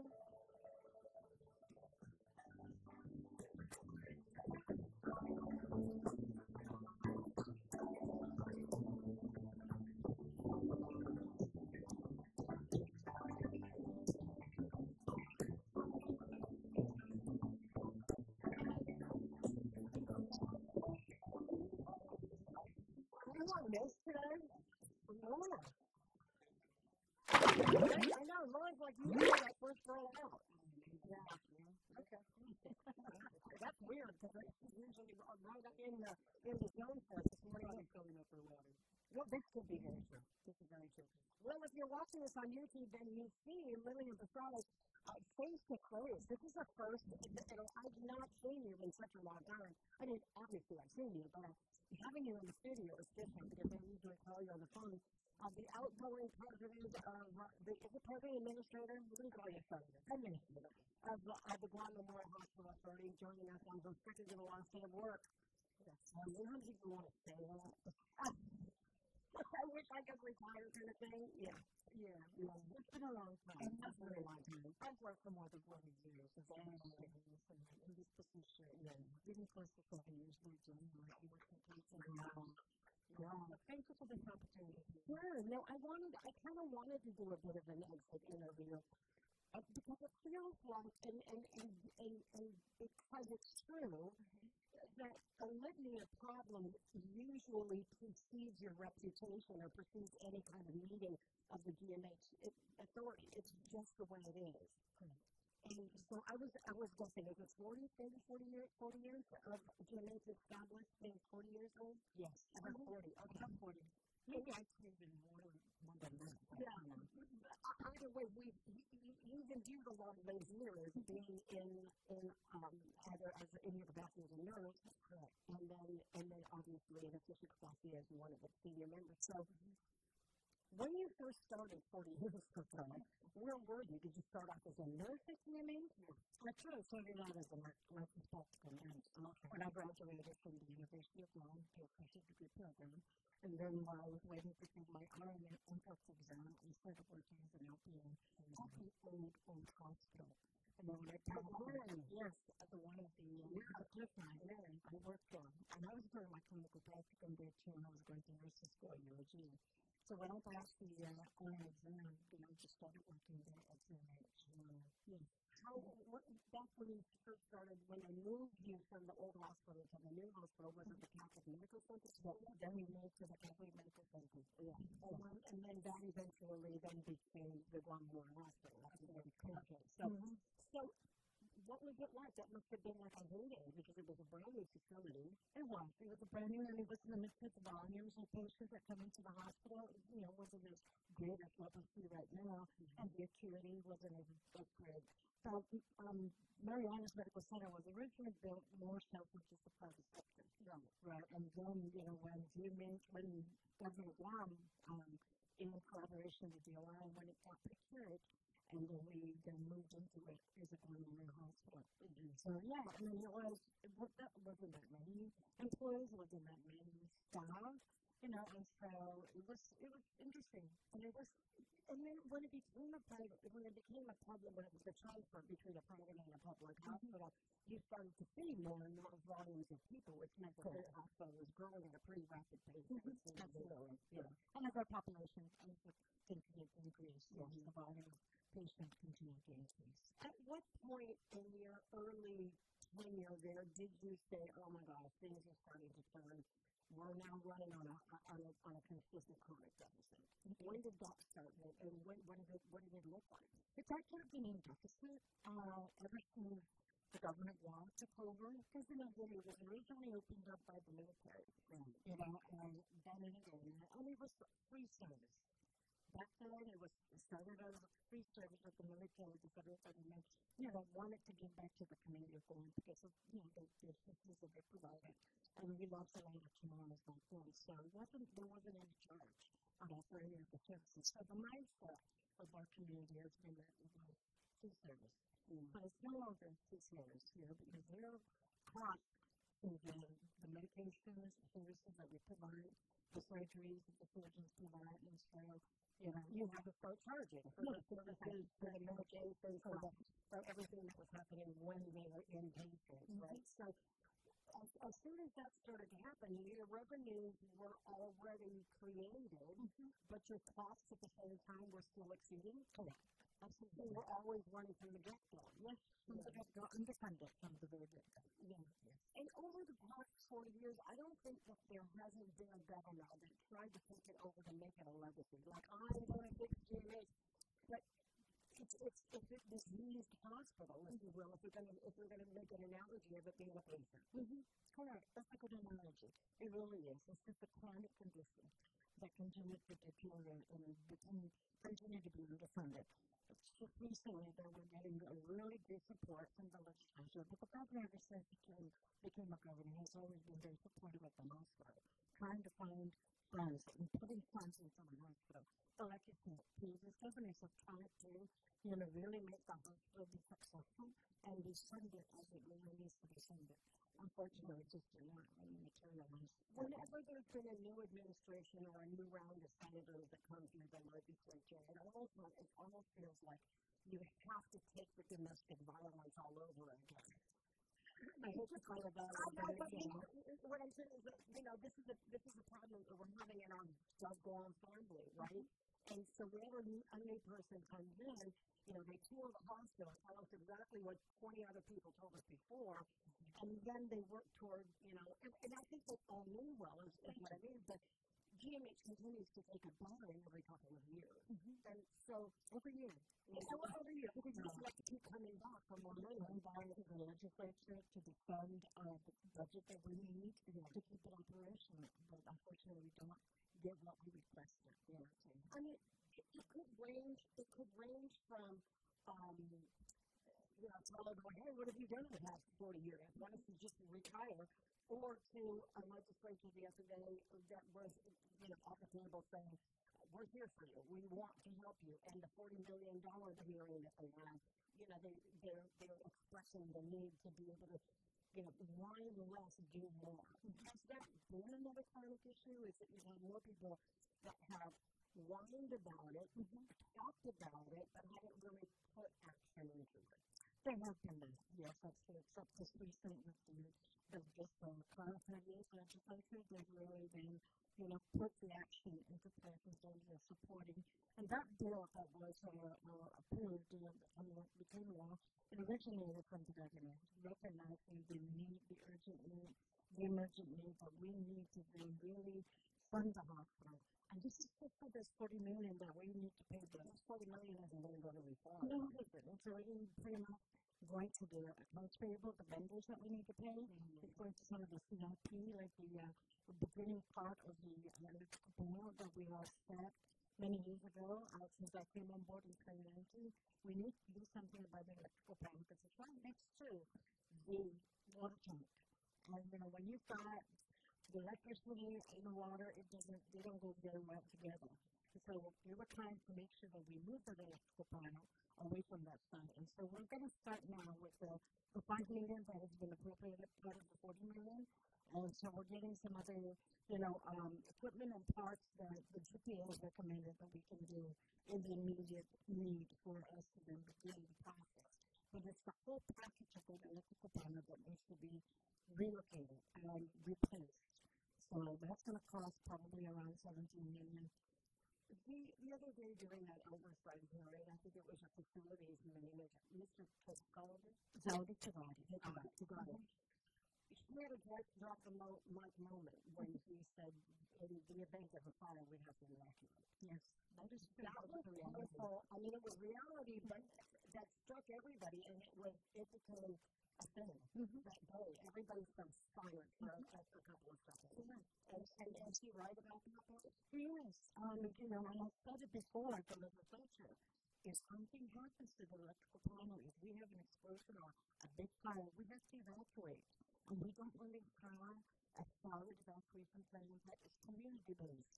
We have in our own internal evacuation plan that is in the event we have a disaster. The Children's facility in Diagonal Heights, that's our ultimate care facility. But the capacity is only 60 beds. So it's not going to be able to accommodate, right now our census is about 168. We've gone up to 172. And that's really very high census. And so it doesn't have the capacity for maternal child labor and delivery, P2 and P2, it doesn't. So you need to come together as a community to identify that would engage Naval Hospital and GRMC, or that would be absolutely. We need to work collaboratively because we may be able to evacuate to Naval Hospital and to GRMC if in the event that we cannot accommodate all of the patients at the skilled nursing facility. So we're going to need to collaborate with Naval Hospital and with GRMC. I think what makes it harder to understand is, if a fire breaks out, a fire sweeps rather quickly. And we're talking about moving infirm people who are unable to maybe move by themselves. They're immobile. Right? Why haven't we done this before, and why wouldn't we have, if we've had a faulty electrical panel for so long, why wouldn't we have already had an evacuation plan in place, or how come there wasn't money to be made available specifically for that? It seemed like during the $40 million hearing, that was lumped in with the other, a whole bunch of other things, like $8 million has to go to GPO, we had to pay the physicians, the electrical panel seems, I don't know, in the list of priorities, did that not fall in the top? Yes, it did, as far as the electrical panel, and it has fallen at the top since 2019 when I came on board. It just was never funded. We submitted on this thing separate from our operational budget request. We do have a section where they have these CRPs, and then the component is at the very top of the list of that. IT infrastructure is another second item that, as in terms of the capital improvement project, second to the top, but again, we were just not funded for that. We were only funded for the operations, which is not also fully funded. And so we've been discussing it. We do have an emergency preparedness plan and hospital preparedness plan that incorporates the Naval Hospital and GRMC into that plan. The details of it I don't have and I don't recall, but yes, we have been in collaboration with Naval Hospital, with GRMC. How detailed that is, I don't know, but that is definitely something that we need to look again, go back to the drawing board to make sure that is incorporated into that plan in terms of an evacuation. Yeah, an evacuation is something that buys time. It's calendar time to be able to do that. I'm just saying that we knew this from 2019, but it was never the priority. It was always a problem that was on the list, but it was never given much attention and priority. And I don't know why. I don't know if it was between the 37th legislature and the 38th legislature, how 36 and 37, I think, in the last 8 years, how we have not been able to subsidize, push for that. Because I know you've gone to the legislature a couple times a year saying we need the handout, right? And so that was never a priority. So I'm wondering when he said something like, if there's a fire that breaks out, there's no way of staving that off, or did GPA just put in a Band-Aid for now, and that another electrical fire is not possible? Well, we're trying to prevent it, but then it can happen anytime. Because it's all the internal structure of the hospital and the sub panels are old, and so like the incident that was the two incidents that we had last night, the motor burnt out, one in the third floor, medical surgical area, in the breaker room, and then in the fourth floor, in the pediatric area, it was an exhaust motor that burnt out, and so, anything else can burn out, and so we do need to replace all of it, but it's going to take some time. I was talking to the speaker when we were talking about the bill where the governor wanted to be, the bills wanted to declare a state of emergency, as well as clear the way for infrastructure to all the different forward. And when I talked to him about it on the phone a couple of weeks ago, he says, why are we trying to build a new hospital while GMH is falling? He said, I said, can you do both at the same time? He said, no. We can't do both at the same time. Either we're going to square away the money for GMH, but the funding for the hospital is coming from a different source that's already been earmarked, right? Can you, excuse me, I guess it's the optics is what it made it sound like. He was saying, you can't put your money in GMH and then let's put the other GMH on the back burner. But we don't want to do that. We don't want to wait any further because it is so much one that it costs more. And why not start now? While we are continuing to then make sure that the current hospital is operational, is safe, and prevent anything from happening like an electrical fire, we can do that and then at the same time begin the process to build a new hospital because if we keep waiting, it's going to take longer. It's going to take more than 7 years of what we anticipate for the new hospital. It's going to take probably 10, 12 years. Why do we want to wait? Why can't we do both? I like to say the funding is going to be separate for the new hospital. Already $104 million was earmarked for the preparation of it in terms of power infrastructure and water infrastructure. Let's not defeat ourselves. Let's not, hold back on it. Let's move forward. In the past 4 years, I'm going to give you an opportunity to just say what has changed. I know there's plenty of growth that has taken place, but along with this growth comes more financial challenges to be able to upkeep what you're creating in this hospital while also trying to have the federal government pay its share for people who are on these programs like Medicare, MIP, Medicaid. Okay. Yeah. Well, we'll start off with the Medicare and Medicaid because, again, we're on a TEFRA reimbursement rate, meaning we are capped at $1,600 per day. So if you get hospitalized on your Medicare beneficiary and you get hospitalized at Germans and your daily bill is $10,000, Medicare will only reimburse you $1,600. So that already is a shortfall from the federal government. Same thing with Medicare. They mirror what Medicare pays. But if we've been in discussion with the legislature, with the governor, and with congressmen, if we can get that critical access hospital designation, we can get a higher reimbursement. The other one, congressman, and there is a bill at the Congress level, HR 92-128, I forget the actual number, but what that is giving us as U.S. territories, as well as Samoa, and another territory jurisdiction, that territorial safety net designation. That, in a way, is equivalent to the critical access hospital. Right now, the critical access hospital designation, we don't qualify because, one, our bed capacity is only supposed to be 25 beds. We can't do that. Then the other thing is, I think the admission has to be less than 96 hours for not at the hospital agreement. So for those two criteria, what does that mean, 96 hours? That you can only be in the hospital for 96 hours. Oh, you're right. And, patients are not only admitted for 96 hours. Just like again in the United States, we've got critical access hospitals, there are other hospitals available that they can be transferred to. We don't use that capability. So in equivalent to that is the territorial safety net hospital designation. So, which is relevant more applicable to our facility here in Guam and also in Samoa and other U.S. territories. So that's what the congressman is pushing.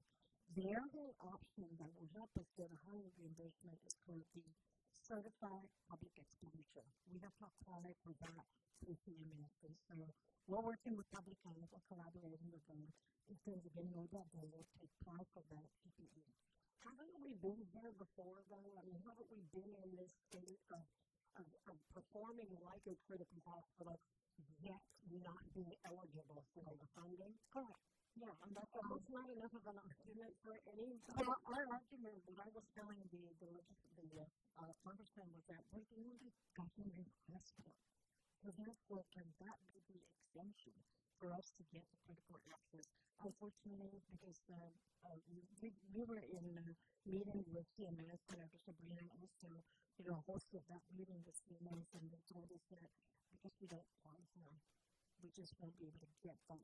And if you're an act of Congress, and we'll have to, it will be, is it yes? I mean, is it an act of the federal government? Right. So it's an act of Congress. Right. Absolutely. That's why Congressman and the congressman from Saipan are also working jointly to then establish the territorial safety net hospital designation. So that's the option that we're looking into. This has not been the first effort during this. I mean, how many years have we been trying to seek this designation? Since I was in this position in 2019. What took so long if it sounds so simple? Or is it not that simple? Federal government. Okay. What about the other things? I mean, there's specialties that have also been, I'm just gonna call him out. Dr.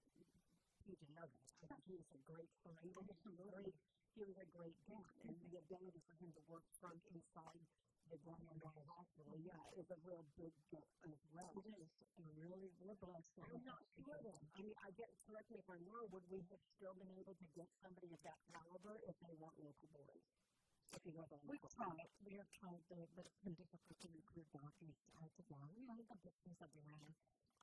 So we're just really very fortunate to have Dr. PJ come back home, to serve as our light in this community. What there's been other specialties that are offered inside the hospital, as part of the hospital.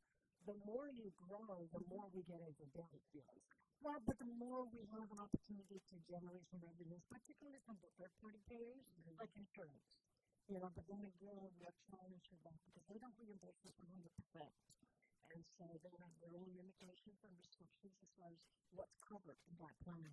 So, it's an opportunity to generate revenues, but at the same time, we need to also work with the insurance. So this is something that they will cover in the plan for their members or for those who subscribe to the product.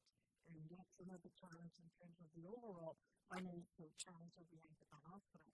Not all insurance payers pay us in a timely manner, or they pay us in a full, what we claim for them, for their subscribers, for their members.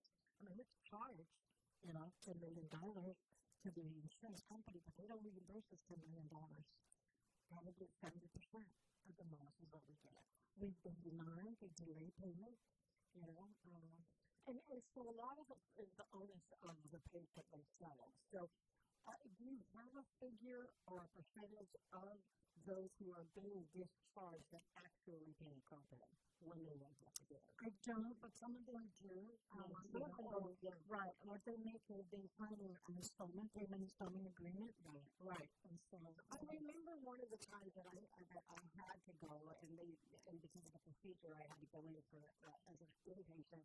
And I remember, but I can't do that in the emergency. So I remember a couple days later when I was being discharged, I was to wheel me up to the guy downstairs, and then he said, your copay, is $100. Are you able to pay that now? And I thought, wait a minute, why would you this will tell me that it's $100, and then if I can't give it to you, but he gave an option. I'm like, how many people actually say yes or no? And a lot of people say no. It's $100, and $100 does not go very far for a lot of people these days. So $100 is very hard to get through if you're on Medicare or even on Medicare. It's hard to get through. And I said, why do you guys ask that question? Just out of curiosity. And he said, because you pay from emergency, it wasn't about willingness to pay as much as it was you pay by in an emergency situation. You may not have brought your wallet with you.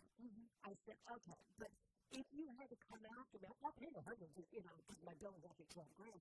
But sure, I'll swap out that $100 right now. But I said, maybe that's not the way that you should ask people that. And it wasn't, it was just the way he gave me an out, which I'm pretty sure a lot of people will say no. Right? Yeah, a lot of people will take. Right. So give them that option. You give them that option. Right? But anyway, you've never, the problem with the Memorial Hospital, as you well know, has also been in election. It's near impossible. I know that you have even gone, I'm going to let you take it off this wall. We take a break. But you've gone even through professional services to be able to collect this money too. And it was even difficult when they were, strong-arming people into paying their bill. We're talking to Lillian Posada, the administrator for the Guam Memorial Hospital. I'm going to consider this an interview, although I know that you're going to be interviewed by other people. But for us, it's an opportunity for us to sit down and talk briefly. I appreciate this. Let's take a break for that news, okay? We'll be right back. Here's Energy with 15. Quick power facts from GPA. You're getting more than your with GPA.com and our mobile app. You can manage your account, set up auto-pay, and go paperless. Anytime, anywhere. And here's another tip from GPA. Sign up for GPA Power Alerts to get our updates sent directly to your phone or inbox. Simply text enroll to 1-855-252-9998 and stay connected. Energy with 15 is brought to you by Guam Power Authority. It's time to level up your journey with new and improved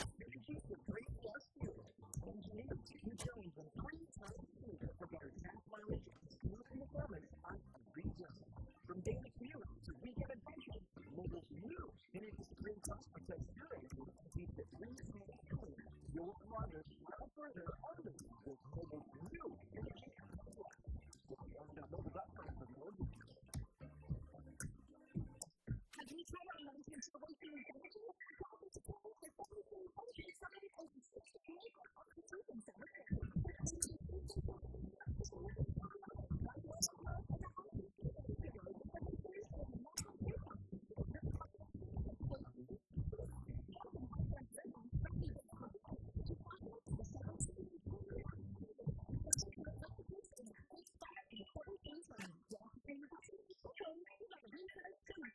Hafa Adai, Guam, engage in a conversation with youth representatives of Guam with Johnny on this spot. One-wheel consumers in common. Tune in every Wednesday for our new town. 10 a.m. to 12 p.m. on May 105. Political status and control of every aspect of our lives in Guam. But we have no lack of our right to self-determination and decolonization. Local national and spiritual quality of life. Part of our conversation, asking questions and more.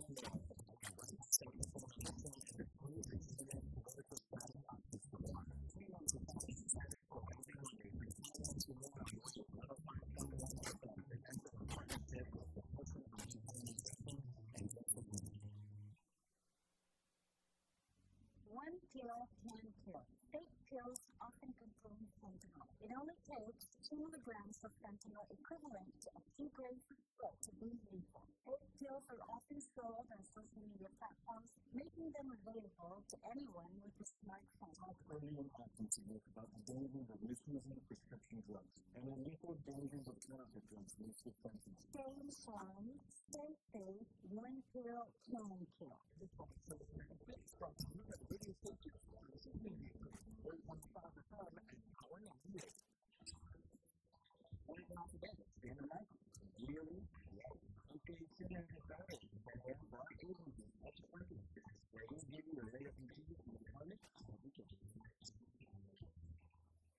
Close your doors, lock your windows, turn off your lights, and come with me into the Weird Darkness. I'm Darren Marler, the host of Weird Darkness, every Thursday night from 6 to 8 here on Wave 105.1. Every week on Weird Darkness, you'll hear 2 hours of stories of the paranormal, supernatural, legends, war, crime, conspiracy, mysterious, macabre, unsolved, and unexplained. Weird Darkness, this Thursday night at 6 on Wave 105.1.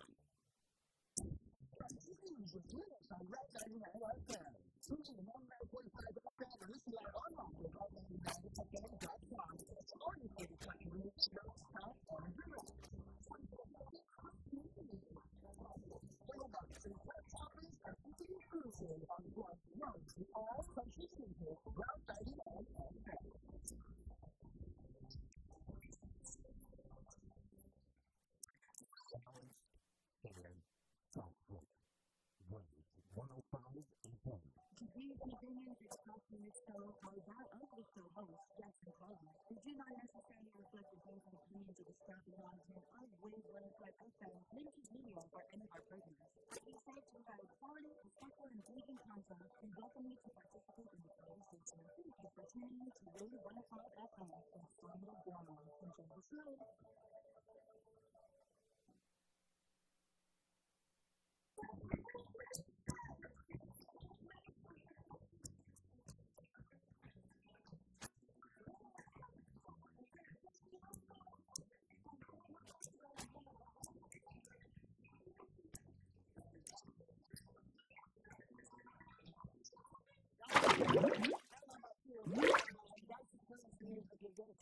This morning on your face, but we're just backing out in all of these songs because we're just running all over. We're undefeated, Patti, and we're struggling right now. Are we?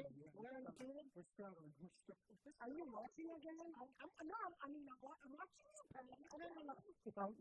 Stop. I'm way better than that. You got a gun on the side. You got a side piece going on. I got the gun going. I know. No, that's exactly what I got a phone call from a retiree, which is in war. I noticed bigger pants. And that's exactly what I just told them on the phone. I was like, what fucking doing? He's like, can you do something about the radio? I'm radio. Call your provider. The game keeps talking. Huh? Who's playing? Who is it? watching the Jaguars and the 49ers right now. Okay, that's my husband's team. Oh, yeah! Okay, there we go. Well, he's probably pulling out his hair too. Yes, it's something's happening with that channel. And he told me to tell him how, by the way. So last time I left you, we were talking about collection. Biggest headache, not only of insurance companies, not pay, even those with insurance, and whatever co-payment or whatever the rack up is finally, it's hard to chase it. It is. It is hard to chase, but, our team continues to do that. We call it a collection agency, a contract with a collection agency, but of course, they take a certain percentage. And so it wasn't worth it to be able to. It wasn't. Not for the return, right? Yeah. They were having a hard time too. Yes.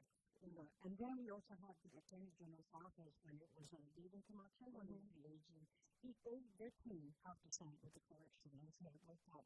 But we haven't had any collection agency contracted since I've been, in a couple of years now. And collection agencies have a few strong on tactics, right? The difference is when you're your own collection department, you're talking to sick people. Exactly. And you can't, at the most you can do is fund the tax returns if they get one. If they have one, if they file one. So how much money is that right now? How much is owed to hospital between the insurance companies for one?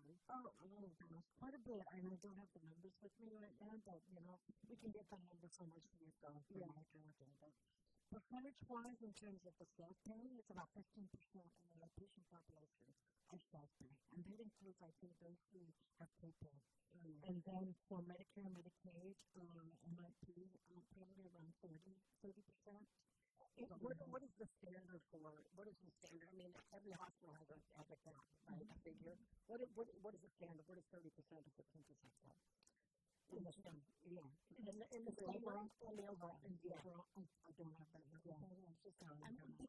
I'm wondering when it reaches a certain percentage point, then that gauges whether or not people actually have the money, number one, and two, your collection efforts. Is that ever used in your definition, or your defense of the budget?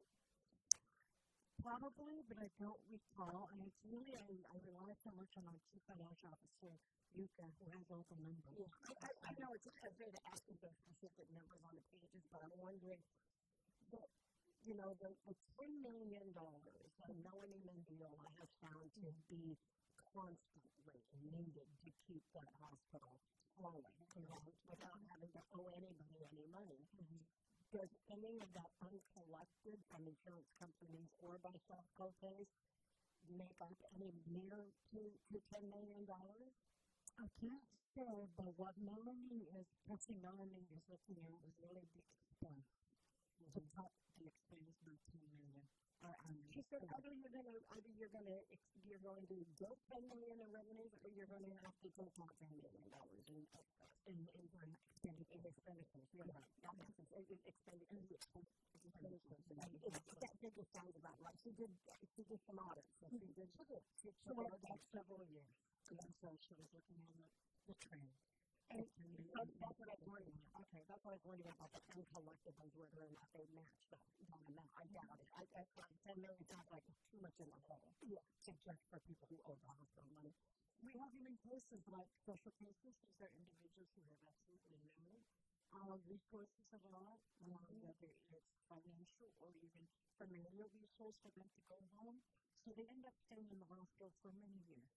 We have a few that have been there for 3-5 years, and collectively, that amount has come up to be $38 million that GMH is owed from that population of individuals who are still in the hospital as social cases. That we'll never collect. We will never collect. And in fact, we're going to write off almost millions of dollars because we're never going to collect at all from those individuals. Let me go back to Melanie's plan or the resolution that the Board of Trustees might be trying to figure out whether cutting personnel. Nobody likes to talk about cutting personnel because there's always an election within 2 years. It's not so much fun, but it's patients' individual livelihood, it's their families, it's their financial obligations that we're going to cut. I mean, of course, I can not only financially, but mentally. And so, as much as possible, what we have discussed with the directors and employees, we want to avoid that as much as possible. So that from my perspective, is to try and avoid that. But if need be, if we have absolutely no choice, then we're going to figure out a way, a process where perhaps maybe rather than cutting down from their financial gains or income, we can transfer them to another facility so that they can continue to as in like a public health facility. Either public health or another government agency with a similar classification of position that they see. And so that's what we're looking at, is coming up with that plan to then try and see how we can get them continue to be employed, but in another agency perhaps. So those are what we're looking at in terms of that efficient or their layoff period process. You've had some problems paying the time. Is other people attrition? We're current, right. We're current with this time. Do you have a mass exodus of retirees that are headed out the door? I'm one of them. There is another. There are actually several who are also retiring at the same time that I'm retiring this month. There are some who have expressed an interest in retire also next year. I've met for 35 years, and so. But that doesn't even put a dent in your personnel, in your staffing probably. But it puts it does help us in terms of paying the retirement, because right now it's quite costly.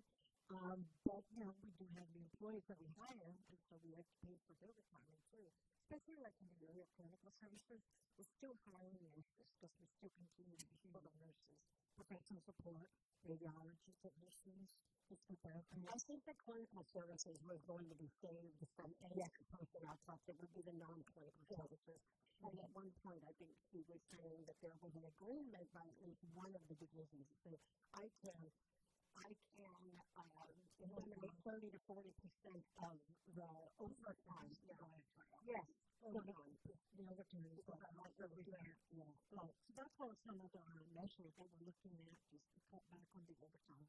There's an area in terms of on-call. We want people to be on-call because, we never know when an emergency comes up. We need the radiologist technologist, or the program technician technologist. So those are areas that we're looking at to cut also on overtime.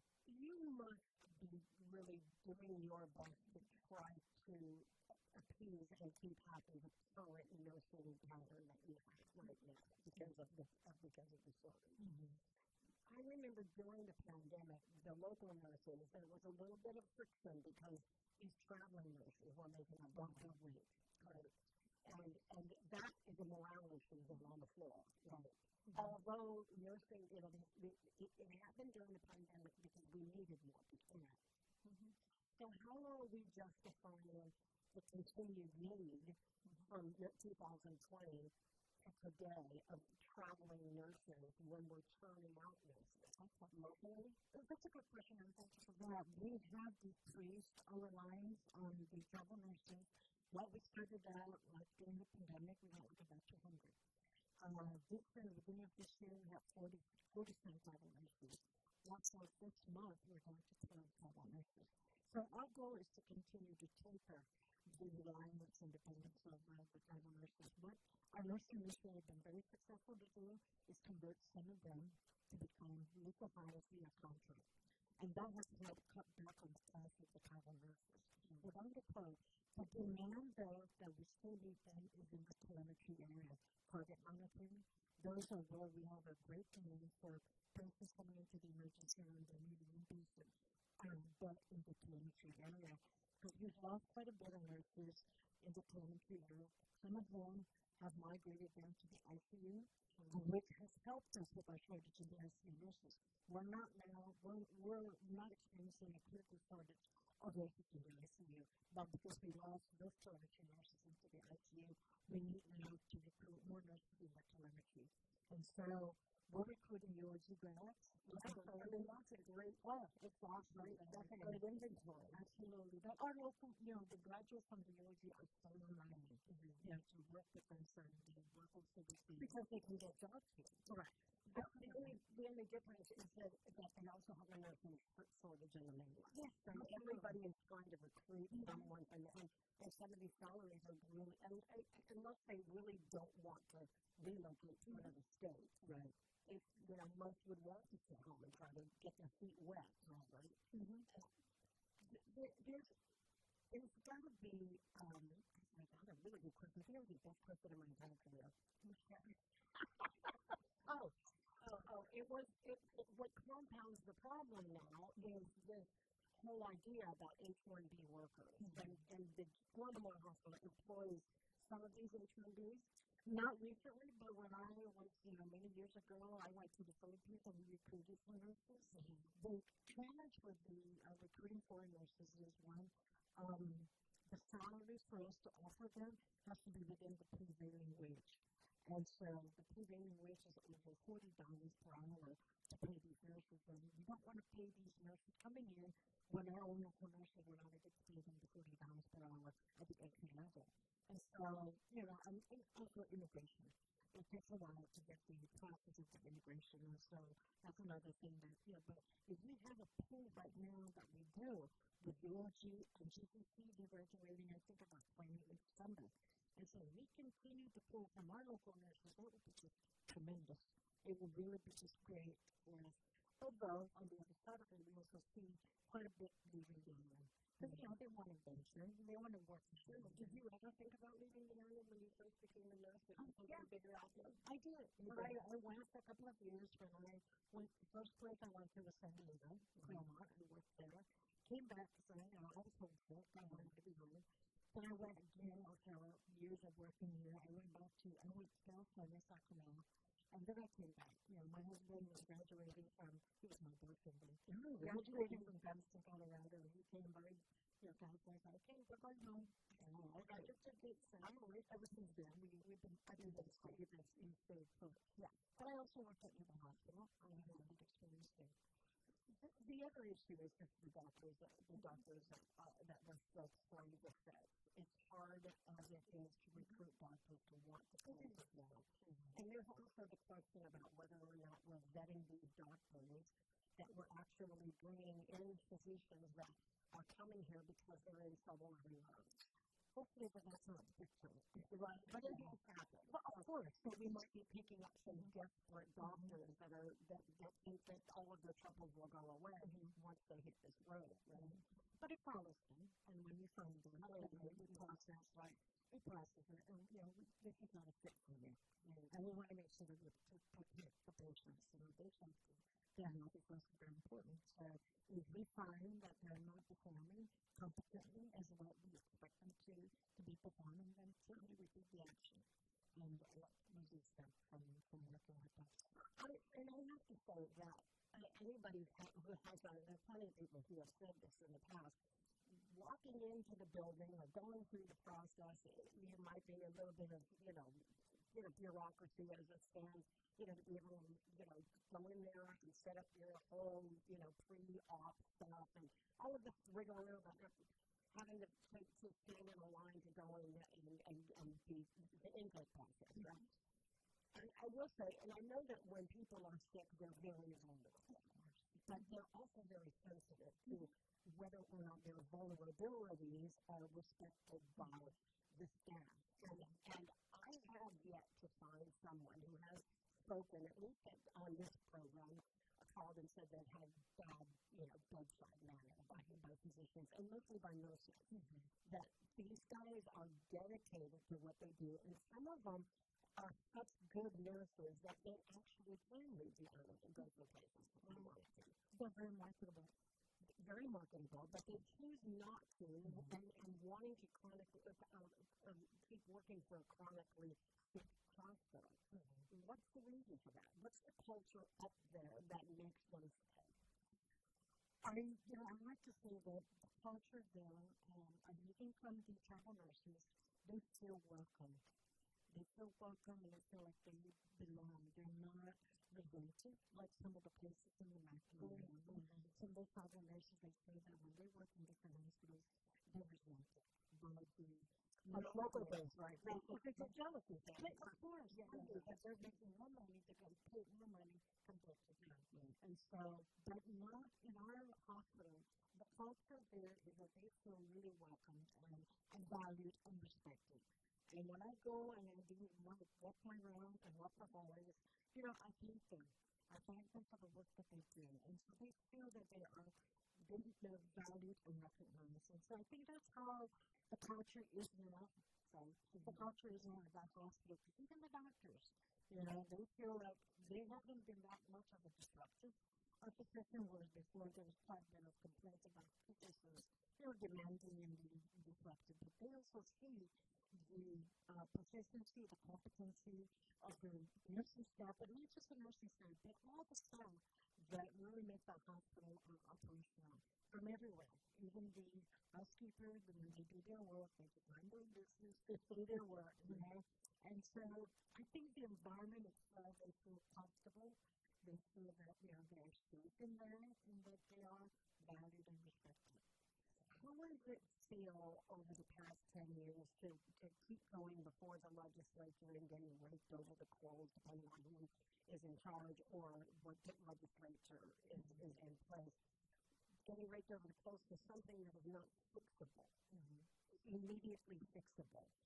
I mean, it's got to weigh a bit. I remember you leaving that one hearing where you were, I thought it was quite offensive because you're one person who has endured probably more than anybody else who's been in that position, facing off these things with GMH and having to sit there and take it. I just don't know what my bending point would be. Well, it's really more of a lack of understanding of what we do at the hospital. I don't think people, unless you work in that hospital setting and you see the day-to-day challenges, the day-to-day issues that we face, and we as a team, our executive team, sit down and talk about it. How do we then, deal with this as best as we can with given the resources? Until you're in that, trenches, until you're in that environment, day-to-day, then you'll have a better understanding. But people don't. They don't have that understanding. And so that's where we say, okay, let's help them. Let's teach them. Let's educate them. Let's help them understand what we go through and what we need. What are you going to miss the most on October 1st when you wake up? The people. Yeah. The people that, they're just great people. Really, that's what it is. If we pull together, and they're committed, they want to do what is best for the hospital. But you're also leaving behind the profession. It's one thing to be the administrator and run a hospital that is having such problems. But I think it takes for a nurse, especially to work under some, less than desirable conditions that you have been working under. Just as a nurse and saying goodbye to nursing, it won't be goodbye to nursing. As nurses, it's in our blood. We do nursing all the time, and so we don't really put our heads on the rack because I still have my license, so I can still practice as a nurse if you want to. Well, I'm going to take a break for a while. I'm just, just take a break and just, because reflect on what I can do, what I can still continue and contribute to the Alabama Festival. I used to teach at USC, and that's a possibility. It's going to be a minute to try to undo all of this, like flood it or make it somebody else's situation, right? So, but at the same time, understand the dedication and the time that you spend and the loyalty that you put into it. What is it that you want people like Vince Aquilino, a very strong vocal opponent? People like Dr. Shea, a strong vocal opponent. And for some variety, good reason, absolutely. But I'm not saying you have to silence them, but what is it that you want them to understand? Dr. Shea does practice there, there's that. But you also have a public that hears the same sort of rhetoric every time you have to go to the hospital. What do you want us to know? What's the best thing that you could sum up that you want us to know about the hospital, aside from the fact that there are good people there? Thank you for that question. I want to know the answer. Well, I recognize and I value Dr. Kimochi and Dr. Sue because they are professionals.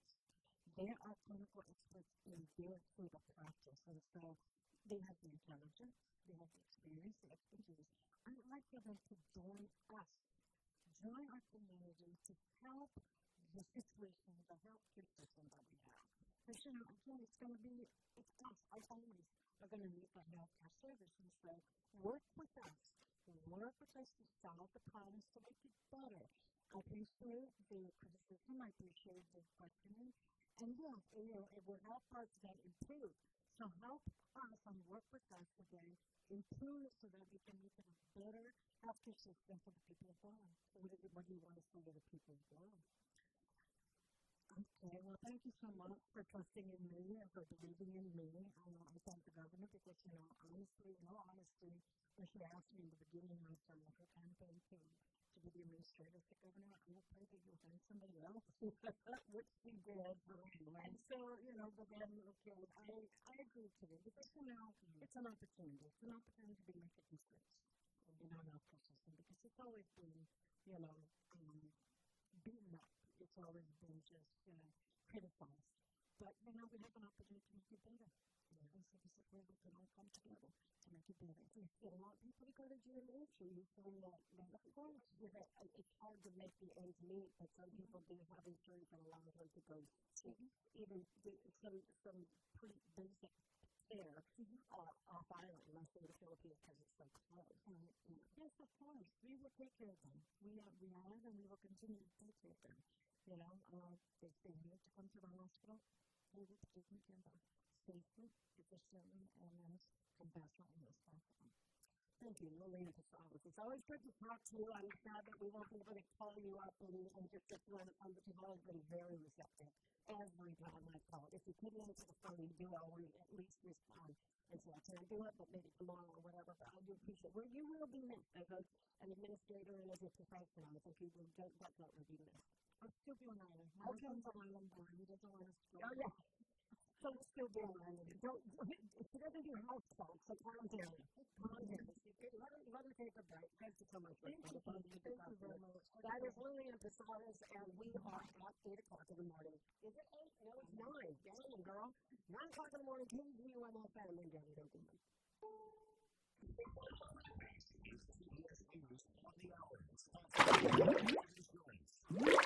I'm Matt Schaefer. Oregon is suing the Trump administration. The state's attorney general, speaking moments ago, says it's over what he calls the unlawful deployment of 200 Oregon National Guard members to Portland.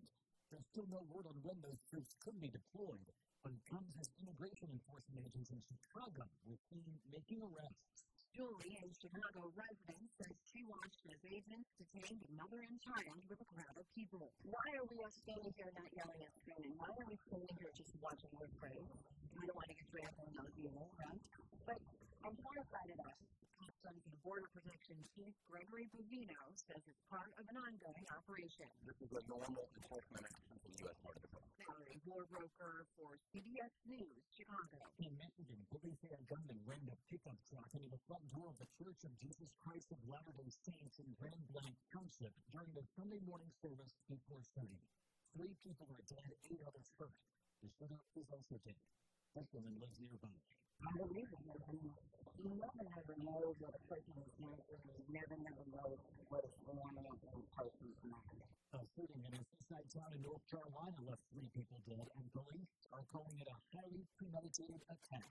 Diesel has come ashore in Southport, North Carolina. Brunswick County District Attorney John Davis saying Nigel Edge of Oak Island is accused of opening fire from a boat into a crowd gathered on American Fish Company, a waterfront bar in Southport. He's currently charged with 3 counts of first-degree murder, 5 counts of attempted murder, and 5 counts of assault with a deadly weapon, intent to kill, inflicting serious injury. Police Chief Todd Cron said the location was targeted but did not elaborate. Michael Costano, CBS News. President Trump says a government shutdown is likely unless top Democrats back down from their negotiating position. He also says the American people will side with him if government funding expires in the coming days. He's meeting with congressional leaders tomorrow. Senator Amy Klobuchar of CBS's Face the Nation. It was so important to get this meeting, and I hope he sees it not as a president, not as political theater, but as real people who are facing a crisis right now. House Speaker Mike Johnson on CNN. Chuck Schumer came back with a long laundry list of partisan demands that don't fit into this process, and he's going to try to shut the government down. The president wants to talk to him about that and say, please, don't do that. Europe comes out on top at the Ryder Cup. The Americans did rally from a 7-point deficit to have a flicker of hope. Europe has now captured the cup 13 out of 19 times since 1979. This is CBS News. Progressive Insurance, with insurance for cars, home, boat, motorcycles, RVs, and commercial vehicles at 1-800-PROGRESSIVE and Progressive.com. So my mother is thinking of switching from Verizon to Pure Talk, but she's worried the deal sounds too good to be true. Michael, she said, how can those Pure Talk people offer me the same basic service as Verizon for so much less money? I said, Mom, go ask Google how much Verizon spends on advertising and promotions. A few seconds later, my mother said, oh my goodness, $12 billion a year? That must be a typo. I'll tell you what I told my mom. It's not a typo.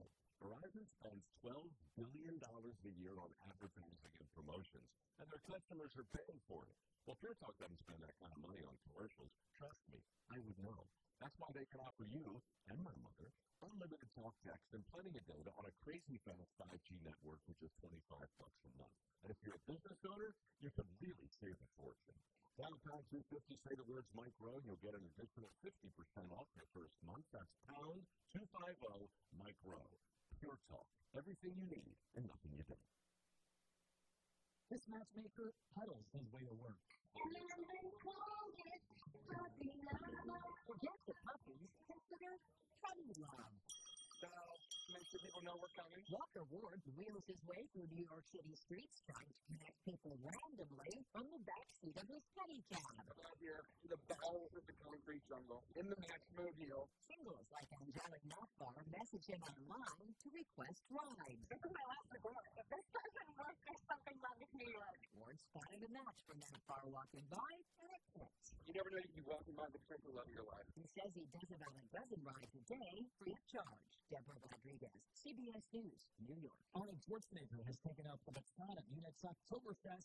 The former California governor spontaneously conducted a live band and the singing crowd in a beer tent this weekend. Oktoberfest began October 20th, ends October 5th. That type of CBS News. Today, Guam, engage in conversation and meet populations of Guam who journey and make jobs. We want to hear testimony and comments. Tune in on our Wednesday for our new channel. 10 a.m. to 4 p.m. on Wave 107.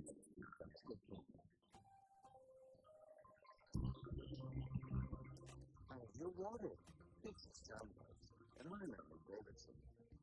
Nothing beats a cold glass of well water. Unless something's hiding in the soil. If you use a well, contaminants can sneak into your supply, and you might not even know it. That's where TopScore comes in. They're built from water testing kits that give you clear answers before you drink. The advanced well water test shows exactly what's in your private supply. You mail in a sample, they send back an analysis, and you get full online support to understand the results. Are you on city water? TopScore has kits for that too. So whatever your source, you gain the peace of mind you need. Check it out at mytopscore.com. With Soundbites, I'm Alan Davidson for CBS News. Political status will control every aspect of our lives. The media from the world will write people better names for this conversation. What's it mean and what's it impede by the time we get right? So let's make it people, reflections, and no matter. The right from the first and the reasons we make political status office for you. Freedom of perception for every money from the same zero to 105.1 for the current day.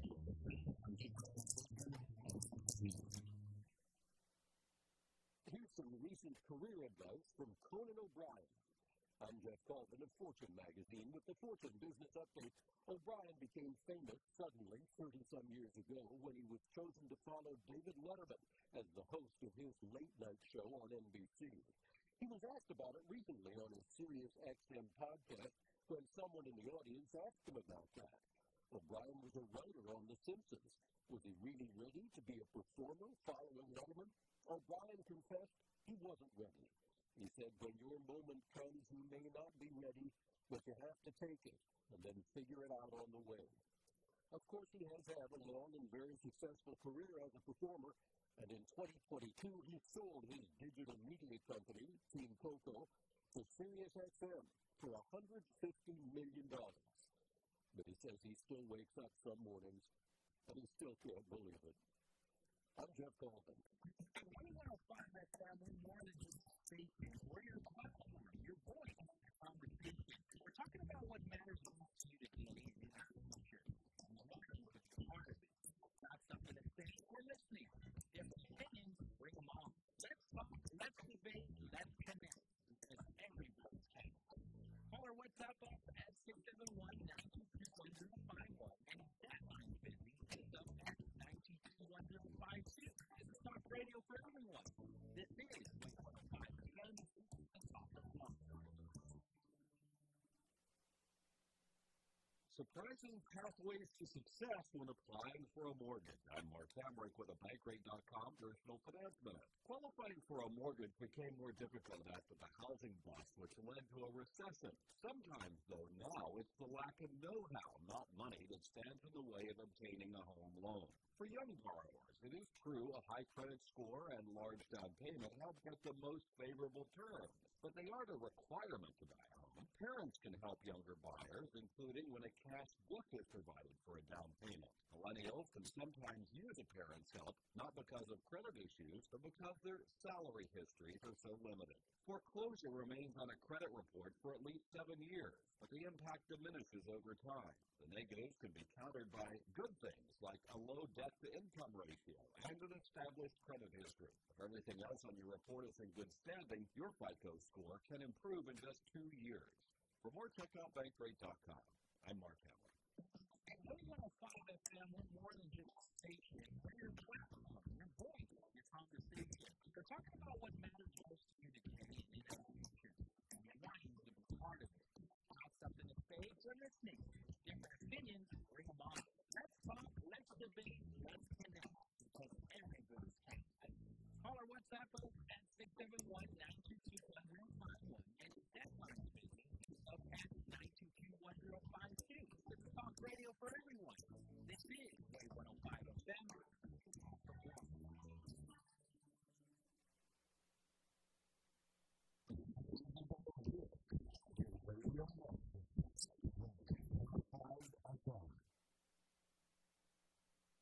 Eat fresh in just a few clicks.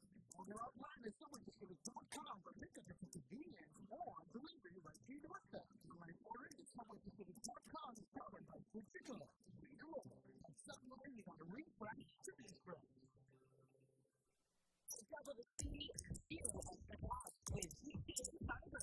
Experience super songs and arrival of data teams. All having a 200 PS Monday. Upload speed, 50,000 download speed, and 100 times per second. Radio TV programs take a week. Here's video calls. That is also affordable. Sign up for our 200 forms for video calls. Visit BT.com. It's your portal to point to terms and conditions apply. Hafa Adai, landing over here from the National Weather Service and with the Ground Power Authority. National Preparedness Month is here, and preparedness starts at home. Does your preparedness kit have water, food, flashlights, first aid, spam, and some snacks for the kids? Great! Now when they're home, checking with a neighbor, especially our Benalco, make sure their kit is ready to. Preparedness for the family and it starts at home. NABS and GTA, preparing it all together. For more tips, visit ga.guam.gov and follow GTA on Facebook and on Instagram. And we want to follow that family more than just a station. We're your platform, your voice, your conversation. We're talking about what matters most to you today and in the future. And we want you to be part of it. Got something to say? We're listening. Different opinions, bring them on. Let's talk, let's debate, let's connect. Because every voice counts. Call our WhatsApp up at 671-922-1051. And if that line's busy, it's up at 922-1052. It's Talk Radio for everyone. This is Wave 105 FM, the Talk of Love. It's time to level up your journey with what is new and improved. Introduce the Play Plus Fuel. Engineered to keep your engine 3 times cleaner for better fuel mileage and smoother performance.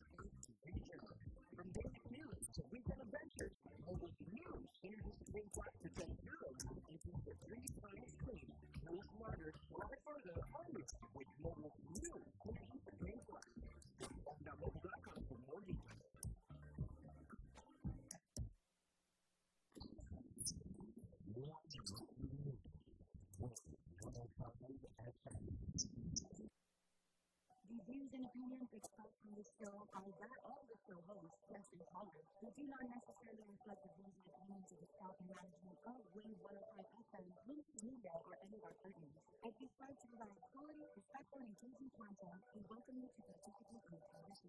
Thank you for tuning in to Wave 105 FM. Stand up long. Enjoy the show.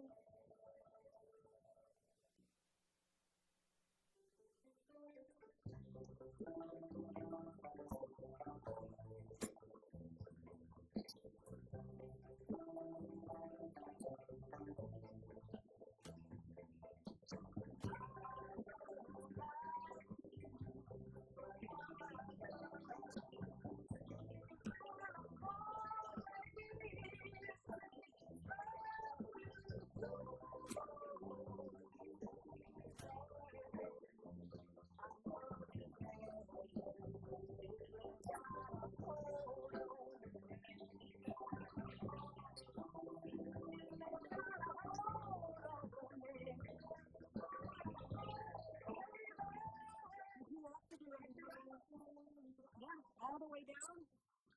Okay, that's what that was. No, because I think that would be horrible if both of us fell. So going one nose to the other. How to make her walk slow. No, I didn't walk her all the way up. I didn't go down. It would be stupid to walk her all the way up. It's like, well, only get in your way, man. No, she was me too. I was like, they're just steep stairs. Well, before you have to walk up them every day. I'm like, are you kidding? That we are taking 2 steps at a time. Before I knew I was on my knees. Now it's nothing. I'm not concerned about going up the stairs. Okay, it's going down. Okay. You're right. I mean, one of those chairs that go on the that's what I mean. So I went to Cinnabon because I can. Okay. Who am I? Okay, go for it. I went at the mall at the GPO and I could smell the Cinnabon. And whatever, I'm fine. I'm here for the smell marketing. So I ended up bringing one Cinnabon. Well, what I did was I bought a pack, and I have the small ones, all like 9 of them. It's going to take like a couple weeks to eat all. I'm pretty sure I'm not going to finish it, but it's satisfying. What I do was I take the small ones and I cut them in half. Okay. And then just eat half, because I know I can't. After the first quarter, I'm going to eat a little smaller already, because they're always sort of bite. And then there's the other half. You broke them down. Well, we had Kings this morning, but thank you. Who had Kings this morning? Oh, we had an early breakfast this morning. Oh, you had breakfast at Kings? What's the real thing? I wanted fried rice. Yeah, I guess the Kings don't think so. You're up over there. I'm pretty, I had a hit. I won't know. Some friends of mine needed to catch a flight this morning, so we had breakfast first. Oh, yeah. So, we don't care. We don't being awake. Hey, I'm already falling asleep. Hey, I warmed it up. No, I'm not going to force it. Okay, go for it. Okay. But thank you, director. That was really sweet. That was really sweet. Much love. Huge respect for her. I mean, not only for us here on Guam, but she has done a lot for the people in the scene about it. So I already gave her menu. So she's already done that. You know what I mean? She's done a lot for us. I picked up your cow. Yeah, so we're grateful. Hey, we got ground meat, she wanted lobster. I'm like, look, I ordered it from the Northern Islands, so yes, absolutely. So thank you, director.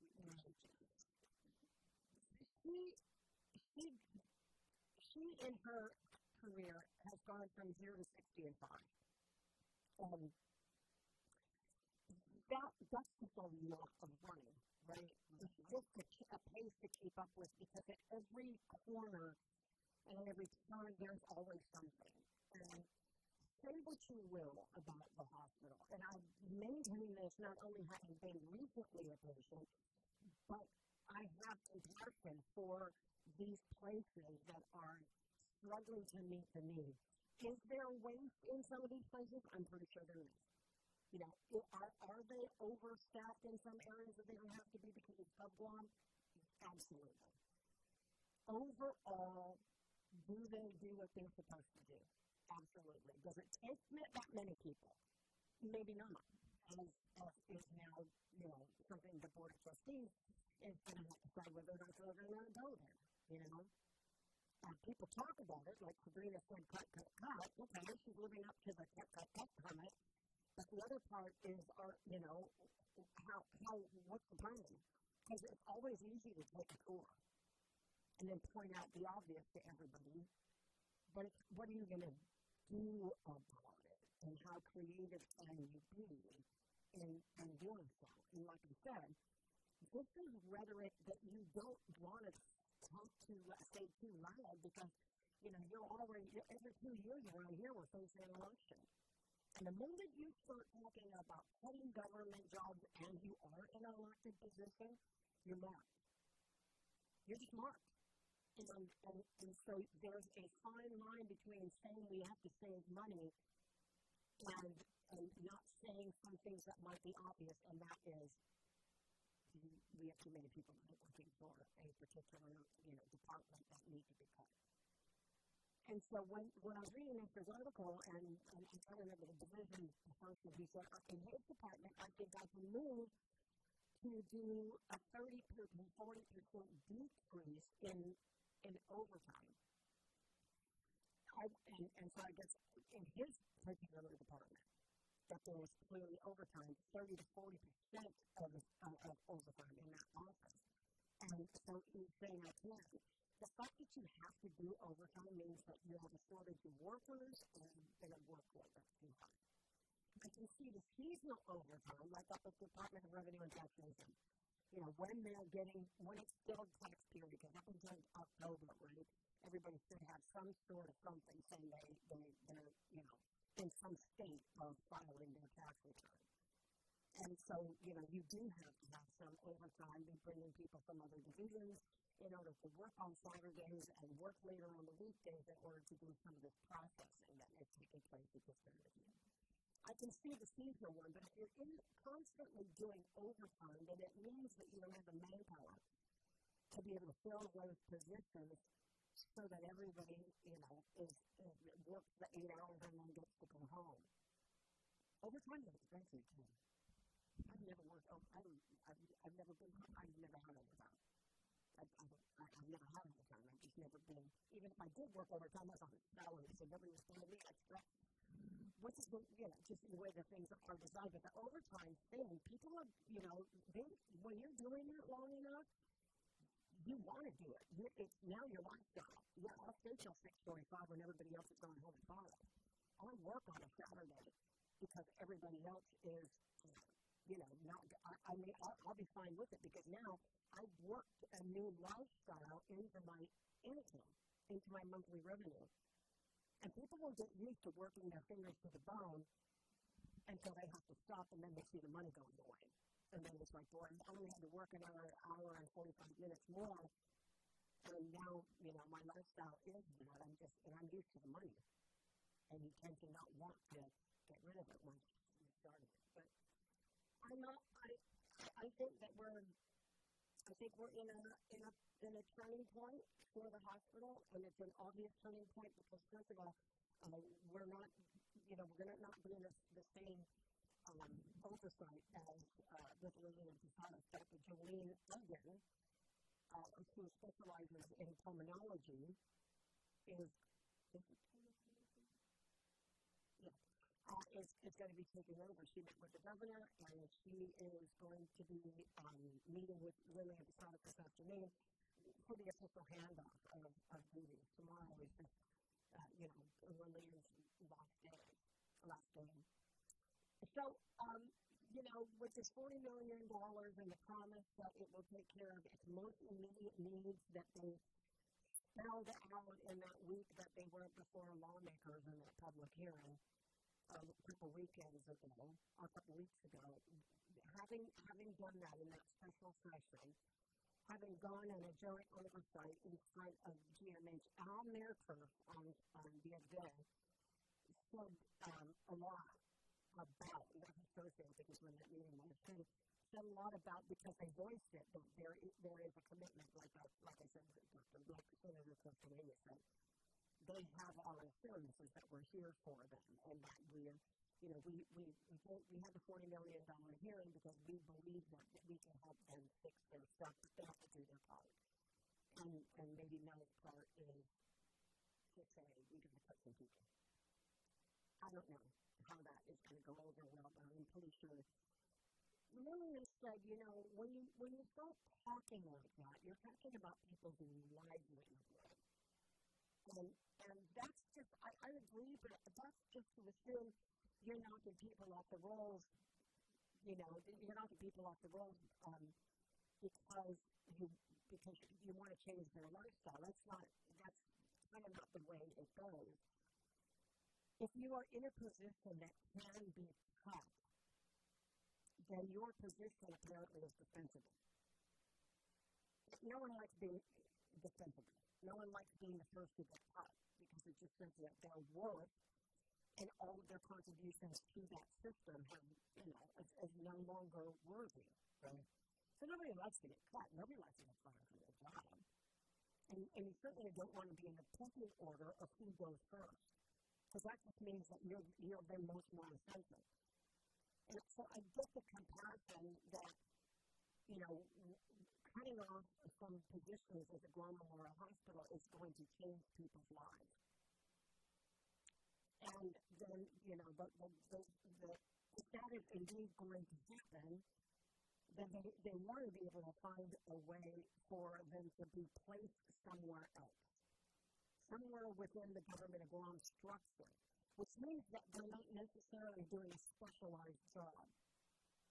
That their non-clinical services are expendable. And so they could almost fit anywhere there isn't a body in another department of the government of Guam, just so that they can continue to be employed.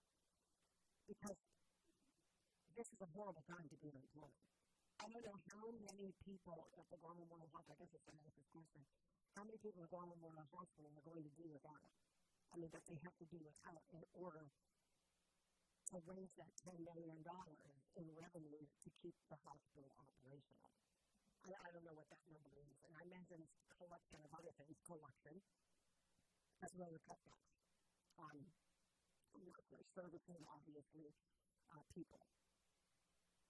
But in this day and age, particularly where the federal government has led the way for slashing jobs and cutting people's pay and putting them on the unemployment roll, it's so matter-of-fact that there isn't a compassionate consideration for these people who are losing their jobs like that, like one day, right? Mass email out to all federal workers. You know, you've got, 24 hours to tell us how good you are, and then we'll bring it up to your supervisor, and then they can ask you as we go along. That was the mindset of the Trump administration, to save whatever billion dollars that they said they were going to save that they never came close to doing, and then having to turn around and return these workers back to their jobs because they were illegal or the due process wasn't followed for some of these federal workers. So we're living in a climate where asking somebody in this country has less to do with your compassion for the fact that they are losing their job, you're putting them on an unemployment roll, and you've now cut services for these new people to be on these rolls where they're going to need some kind of welfare assistance. And so people with perfectly good jobs, with a reliable salary, that were able to make ends meet, that have insurance, and other benefits that could help them and keep their families running, no longer have that. They don't have any. It was a clean break that they were doing. I don't have to see who they are. I don't have to know who they are, so it doesn't make any difference where they go and how much money they were making. We just need that money back so we can put our values first, and we don't know what that was. And so you saw people who had lifetime careers that are just now, they just not doing it. They're just not doing anything, but trying to find another job. And that it's a horrible time to be without a job. But, the conversation is out there, and I'm pretty sure that the Board of Trustees is going to have to find a resolution to address that because the idea came from one of the members of the board. So we'll see what happens. Bottom of the hour now. Quick break. Okay, we'll be right back.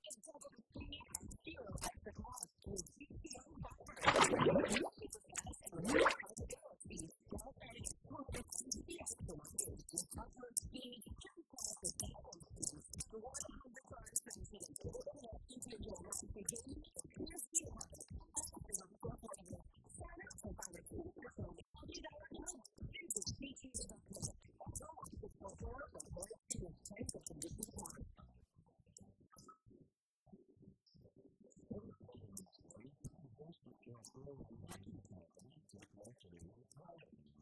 I think it's like a pure love.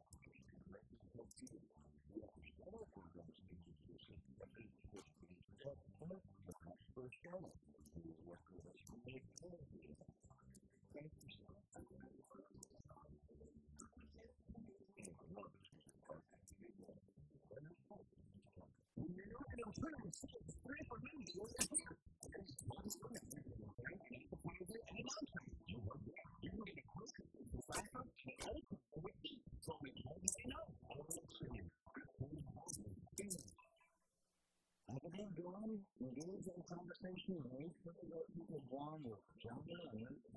Learning community and planning. Dreaming of the ones who are in the time. Standing on the close to memory, late one of first. Possible goals for college students. Don't forget to post the growth sign every weekday afternoon from 2 to 6 on Roll 105. From tickets to big issues, if it's happening online, we're breaking it down with other meetings, business owners, and news. I want to send so much love to our sponsors, local health, weekdays, teams, cities, and Subway. Take a break from all of that stage and share the great side on Way 105. One pill can kill. Fake pills often contain fentanyl. It only takes 2 milligrams of fentanyl, equivalent to a few grains of salt, to be lethal. Fake pills are often sold on social media platforms, making them available to anyone with a smartphone. Stop hurting and offensive abuse about the dangers of misusing prescription drugs and the lethal dangers of counterfeit drugs most responsibly. Stay informed, stay safe, one pill can kill.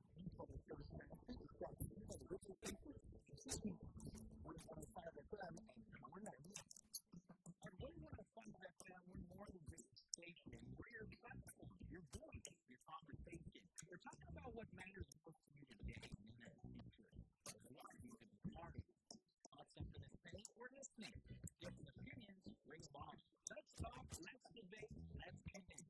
Let every voice count. Call or WhatsApp us at 671-922-1051 and if that line of business comes up at 922-1052. This is Talk Radio for everyone. This is Way 105 FM. Talk of Law.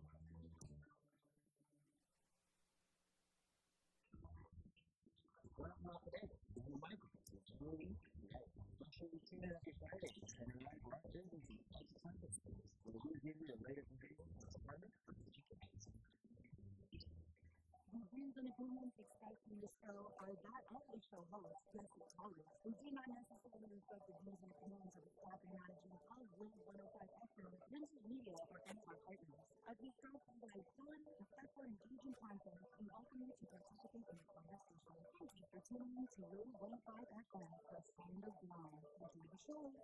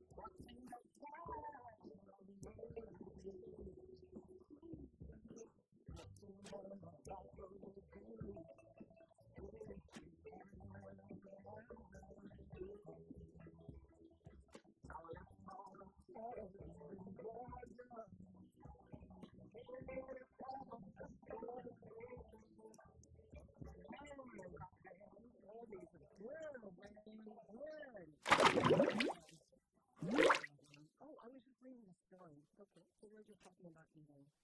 We always say things about my eating. No, I don't mean. You don't mean. I'm sorry. No, because I was just trying to get things. No, that's okay. Because when I was with one of my dear friends, somebody I've known for 60 years. Now 66, 65. And she was laughing at me because I was like, oh, I'm hungry. And she went, again? And I said, well, apparently you haven't met me lately, but it's really hard for me to sit down for a meal. Ask anybody. I will order something and then I will eat a quarter. work at home and whatever isn't going to add anything. But I eat what I want when I want it, but I'm very picky about what it is that I'm eating because I know I'm not going to finish it. So, you know, a large lobster is lost on me. I'm not going to, buffets are lost on me. I spend way too much money on going to like buffets or like a Sunday brunch because you're making a whole lot of money off of it. I'm not consuming. I go one pass and that's it. I'm done. I'm full after that. So, you know, anyway, that's just my appetite. But what I do is I actually eat in separate times throughout the day. So I just ate like, I just ate like half of a small cinnamon. I might eat it later. Because that really actually did it for me. And so I probably won't eat lunch until way later. And if I do, I'll go snack at 3 or 4, and it's not like I'll eat more. That's kind of how that goes, right? And by the time I wake up in the morning, that's when I feed the most. It's early morning breakfast. So she was like, you eat so much. And I'm like, okay. That's because I can. And the other thing is, there are people out there who are consumed with food. I'm always thinking about food. And it's not necessarily to eat. I'm always looking at how people eat and what they eat. I think it's such a fascinating thing in food. I love watching people eat. That's why I watch TikToks all the time. I love to see them eat gross things. Like I'll do an algorithm only on eating bullet. It grosses me out when I watch them eat it. So I've seen that. I won't do the whole, deep, dark, underground videos where they're eating like monkey brains on a live monkey. I don't do that. I have to be able to. And I also won't do the slaughterhouse stuff. I can't do that. But I am interested in people who review all kinds of foods because they find the interest in the entire art of cuisine, right? The gastro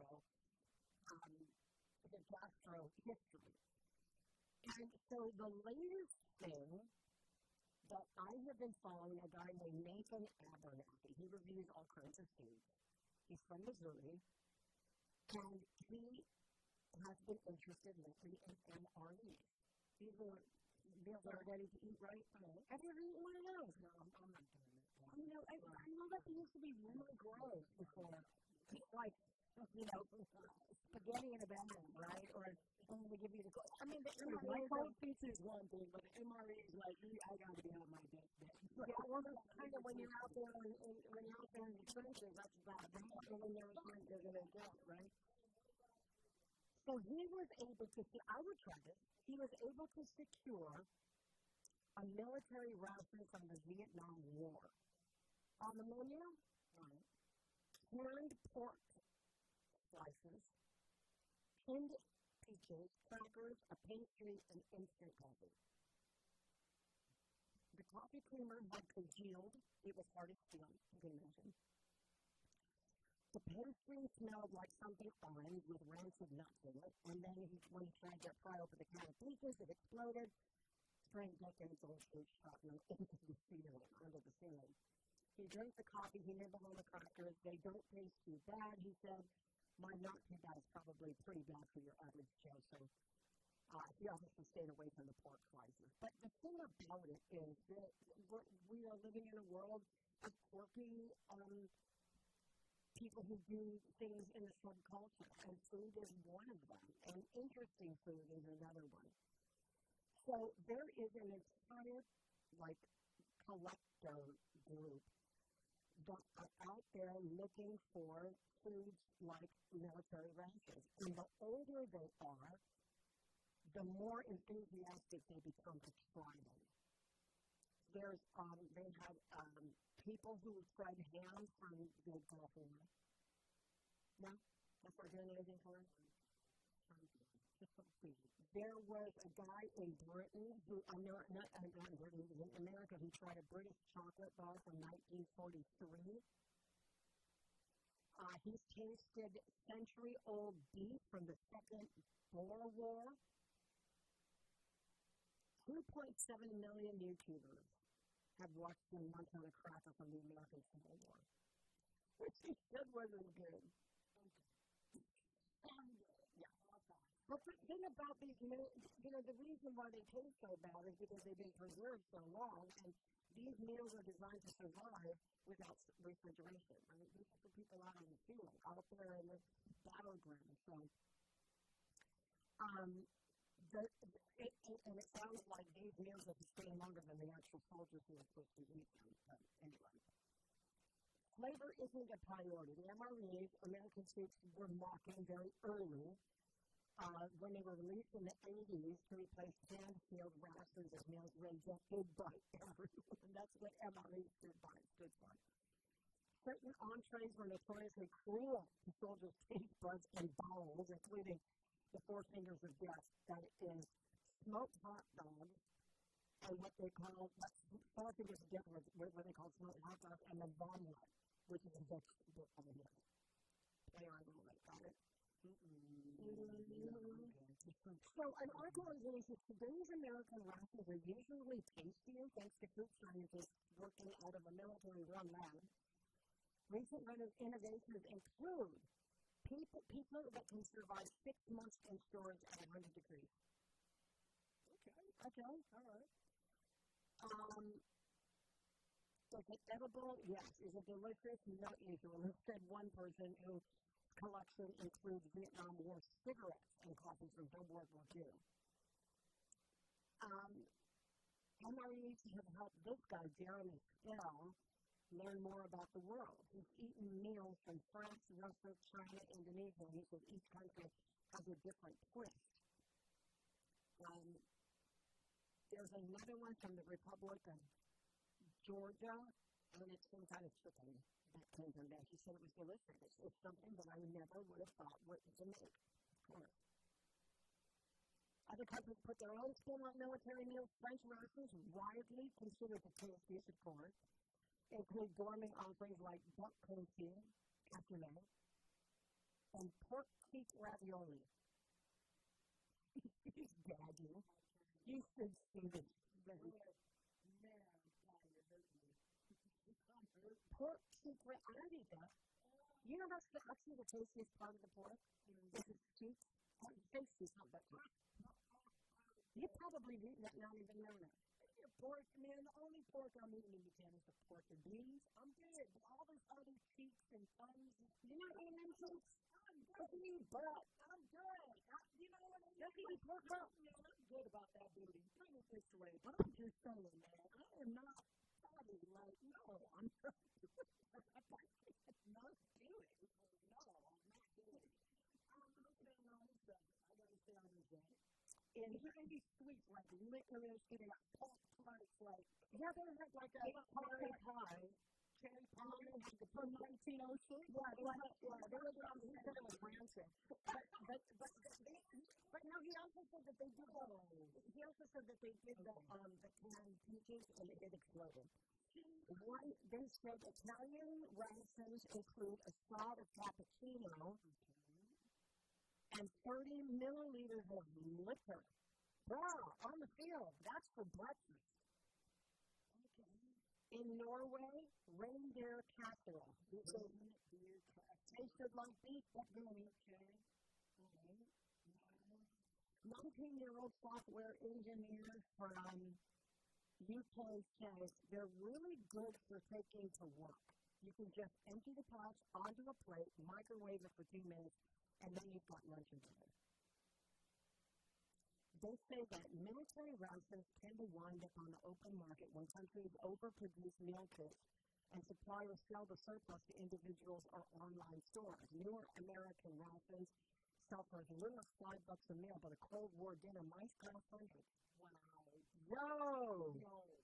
I don't know. I think I'll have like a packet of seasoning on the side, maybe some salt, black pepper, some parm. You know the parm? Yeah, a little packet of parm. Maybe from Domino's. And just to go wine like that, I don't think I'll be able to do that.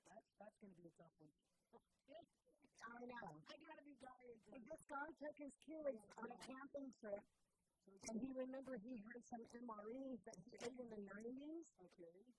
And there was apparently a bunch of people who are running to these websites to pick up these rations because it's so good, except for this one guy who was a ration collector. he flew up for 2 days from eating the chicken pesto pasta. There you go. Which hadn't even, I don't know, it hadn't even expired. That's a USO MRE. Yeah, right. Ketchup, Tabasco. Don't eat it. Very hard to do. No, you're right. You're right. You know, when you go to Domino's and you got the seasoning on the side after you let in, you got to think about the Domino's, you know, when you order pizza, you have like the hold on to that crushed up food. The guy who runs the feeding division for the U.S. Army, there's a guy who's a hero. He said, I would encourage people to look beyond the rations themselves and realize what's gone into making it possible to have a food that lasts as long as it does and still tastes relatively good. There you go. It wasn't 300 milliliters of liquor. I was thinking, damn, that's a lot. It's 30 milliliters of exotic cappuccino. What's the last time that you had you should put Ajinomoto on it. It kind of goes down for like a mukbang. Anybody from the North Coast family is eating Ajinomoto. Absolutely. Because Dad added in his duffel bag when he came home. And you look at this label and you're just like, ooh, chicken picante. Yeah. And then you eat the chicken picante and you've got diarrhea for some reason. That's the right? It's also the Palestinians I was made by that person that never been to Guam anymore. I put color because I couldn't find it. See, that part. Posted up the commissary? Yes. What's not happening here? What's your 5 for 20? Oh, yeah. 5 for 20. No, hold on. I got a few things on order. Okay, yeah, Martin. I didn't see that. You got the idea now. No, so the story I was reading about the commissary being privatized. Okay. It's everywhere but Guam. Because they couldn't possibly do that. There's no, I mean, it's like we are the 49% cheaper to shop on the average than with the local market over here. You have to bring between a 27 to 30% decrease in prices for it to fit in the whole commissary structure, right? Because I'm not going to go, no, the PlayStation 6 is coming out, so you know where we're going, straight to the base. Many of my friends or my family that are federal contractors are like, boy, for the commissary October 1st? Oh, wow. Commissary October 1st. Letting who go in? Federal. This is why we can't privatize. This is why we're not going to privatize. You open it up. Yeah, because they were just doing anybody, I don't know, federal civilian workers, military contractors. This is what I'm saying. If you want a better case study about why you're putting clothes up on Guam, just store them Kmart. I found out there's only like 3 Kmarts left in the whole world. And even with Justice on the fucking bingo day, we'll still the money's pouring in. This got no more stuff. Just tell me when you're almost done, you come here, just tell me. Open a compartment tomorrow and watch the process flourish. Yeah. I mean, there's only some things that Kmart that are cheaper than other stores, right? I mean, that's sundry heaven, right? After you buy your, what do you buy? You don't ever go to Kmart. You're going to keep, I'm sorry. I do go to Kmart, but it's another season. I'm telling you, after almost every ball, I'll go to Kmart in the street. So I create the spaghetti. And I can use my mouth to blow this tongue. Thank you, Kyle. Thank you, Kyle. That's not a movie face, that's just a face. Anybody who's like, you're not going to move it? No, that's just a regular face. My mom was already calling out when you're like, why are you giving out? I'm not, I'm just sick. My mom was like, my mom was working in the overnight. So my mom's worked in the overnight to came out for the longest time. She's the plug plug. She is the plug. That's the one. That's the status guy. But that's the plug. She's not watching listening to it. You know, the TikTok ice cream. And my mom made ice cream and she got from the first one. The mango and the she got all 3, she said. She's like, yeah. She tried to get a discount. She does. What am I stopping there and I'm not drinking alone?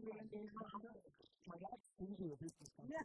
So it's like buddy pass. You ever know people get buddy pass and you're just like, oh no, sorry, I can't buddy pass you. Yeah, sorry, I might go without getting really my own.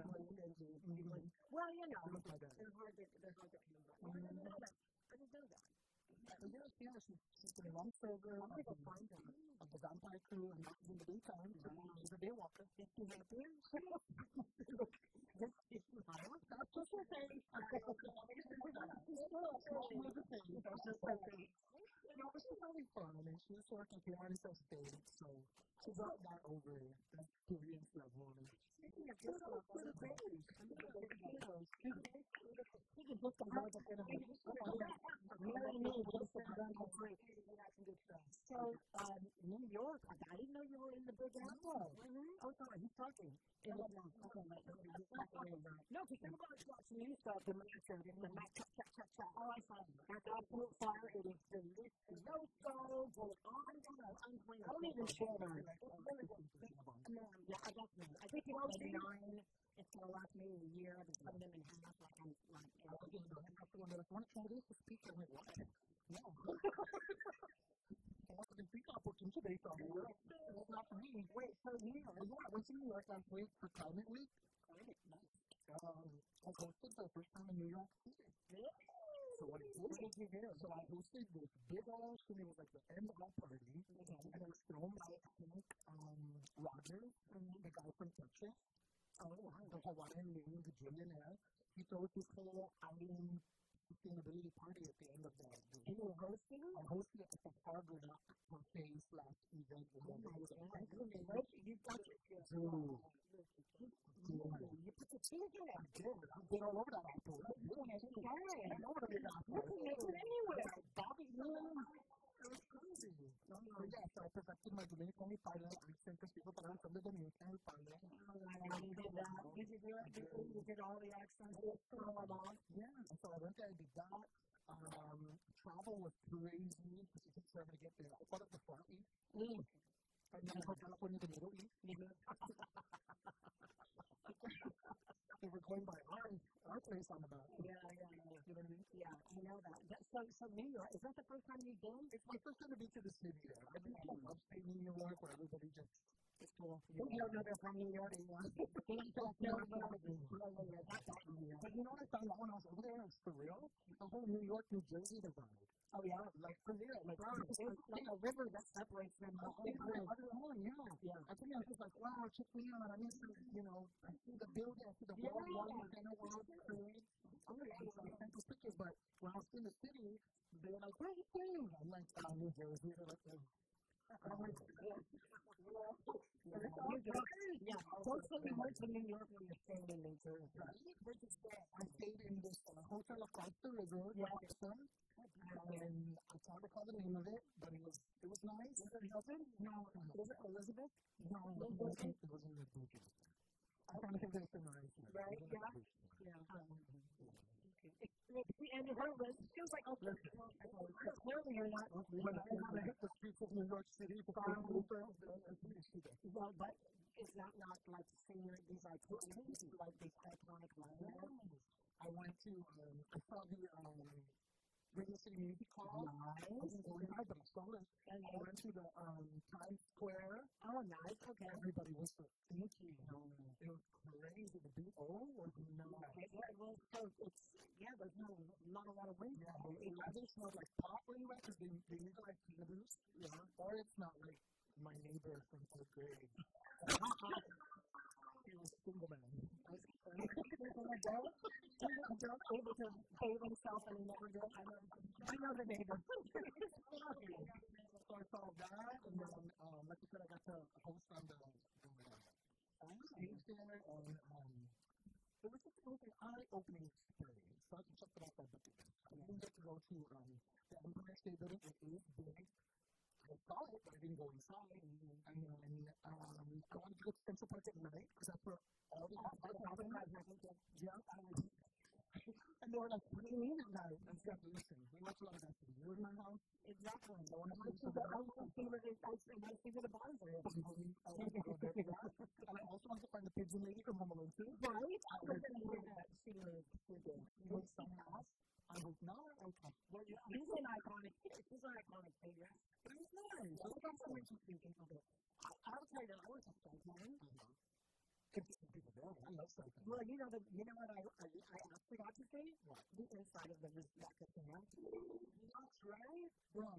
So we roll up on this one security guard who thought, oh God, I got 5 chicks coming in, look at this. And then we started off like, sir, is it possible that we can just go in? He said, no, this is a security area. So it was like we've done one door of job. Are you turn it on? And excuse me, how the heat card.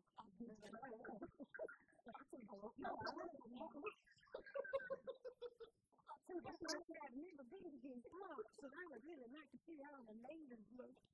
I just want to see how this world is full. I don't know. There's a big old dragon in there. I hear there's a grand staircase. So he opens up the side door, and then he opens it more.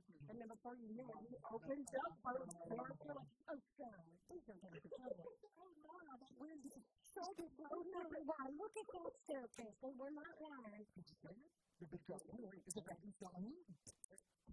Yes, both of them. And the staircase. So we actually walk backwards. I said, when you walk backwards, they don't know how much you're walking in. Walk backwards. Like, it's the base of the stairs. By those golden statues of the children? They're golden upside down. I'm like, I can't get upside down. I was told I believe would be. Yeah, we went all up in there. And this guy was just, after a while, he was like giving us his time. And, but I know that he was probably going to get fired for all of it. But Sarah, it's beautiful. I mean, it's really beautiful. I mean, it looks cheap but beautiful. Those dragons are for real, though. It's getting like the fireplace from the store and living at the home to right? That's what it's doing you. That's what it's doing me. It gave me that, and it also gives me fecal cemetery. It's right with dead bodies. You're not lying. That's what's in the front? Yeah. The dolphins, the children that were there. Prometheus on your right. It was kind of a thing. I was kind of impressed though. Here, I'll show you. Here, there's no dragon. Wow, see that? Yeah, I went there one time only. And stupid me. I was like, oh, I'll go next time. I just want to watch this. That's all the way we're walking. We got it all there. I can't believe the invitation. We gotta go home.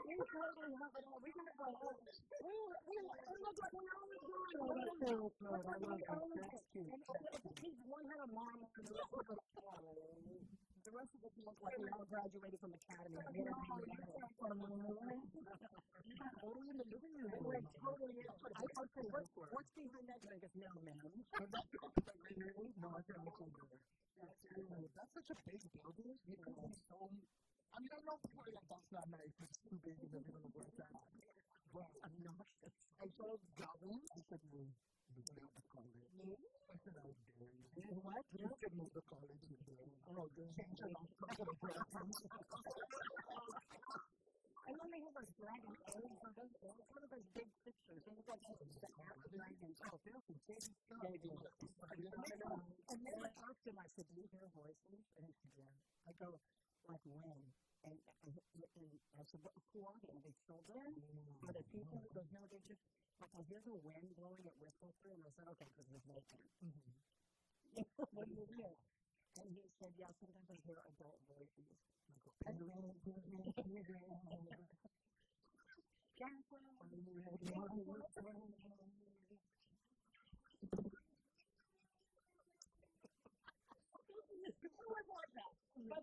But then my girlfriends told me to stop in the inquiry because they're like, you're just scaring him into the mouth. It's like, stop investigating. I want to know what he's hearing because I hear that it's haunted. Right? there's like lights on that you can see coming from the window. That's it is, very much so. I did the auditing for the casino. Yeah, it's pretty creepy in there. It's pretty creepy in there. You gotta tread carefully. Tread carefully. Yes. Don't go by yourself. I wanted to go up the stairs. Yeah. See, I didn't. When I went there, it was only that first area open. Remember when in the beginning we had the vacuum section and then the vacuum was underneath? Yes. I think I went in there and I was like, I'm gonna try this out. But because my intention was to try it out and bring my grandma. But we never made it in time, and I was like, no, it's closed. So, but then I went to Greenland, and Greenland too, don't see it. I was there, like, you know, I was getting Greenland casino. Okay. It's not the smaller, right? Yeah. It's not like a big and bomber. Downside. It's not even open. No, there are smaller ones, right? There are smaller ones in there. Yeah, you know, there's always a crack somewhere. You know, it's just come on.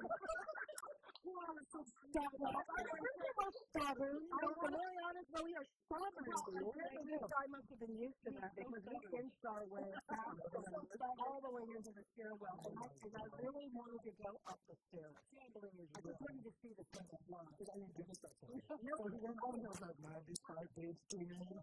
I had to say it. I had to ask one of the girls to go over here, but I'm going to go over the weekend. I don't think you guys want to give me a somebody take a picture. You know, I will say this. Next time you go to Saipan, because I know you want to go back now. I love Saipan. So, you got to do the fireworks. You got to do the fireworks. And I want to make a big shout out to the people who run the fireworks program because they're super, like, education. Very, very jogging. Dragon fireworks, yeah. They're slipping this dragon fireworks. And the young lady who's the whole thing, she's like, I'm from them. So I only know what they're looking for. I was like, somebody go. She was like, I just want to be one. Like, sometimes in the stomach, it's like, going to be like really, really big. I was like, okay, go. Open my heart. And you open the door. This how you do it. Loud it, but then you go away fast. Okay. I did it. And I went fast. Was that where? There? In person? Oh, yeah, when you went for New Year's Eve? No, it wasn't New Year's. After Christmas, but before New Year's. Okay, I remember there was something going on, and then you were fine. When the kids, and I was like, what can we do? She was like, anywhere. And I was like, anywhere. I went over to the place. I was like, what was talking before? I just put it all down, and the sparklers, you have the small sparklers that we used to buy clean oil. They have the big one, but it was like, the one you said, you're not on fire? Oh, yeah, go for it.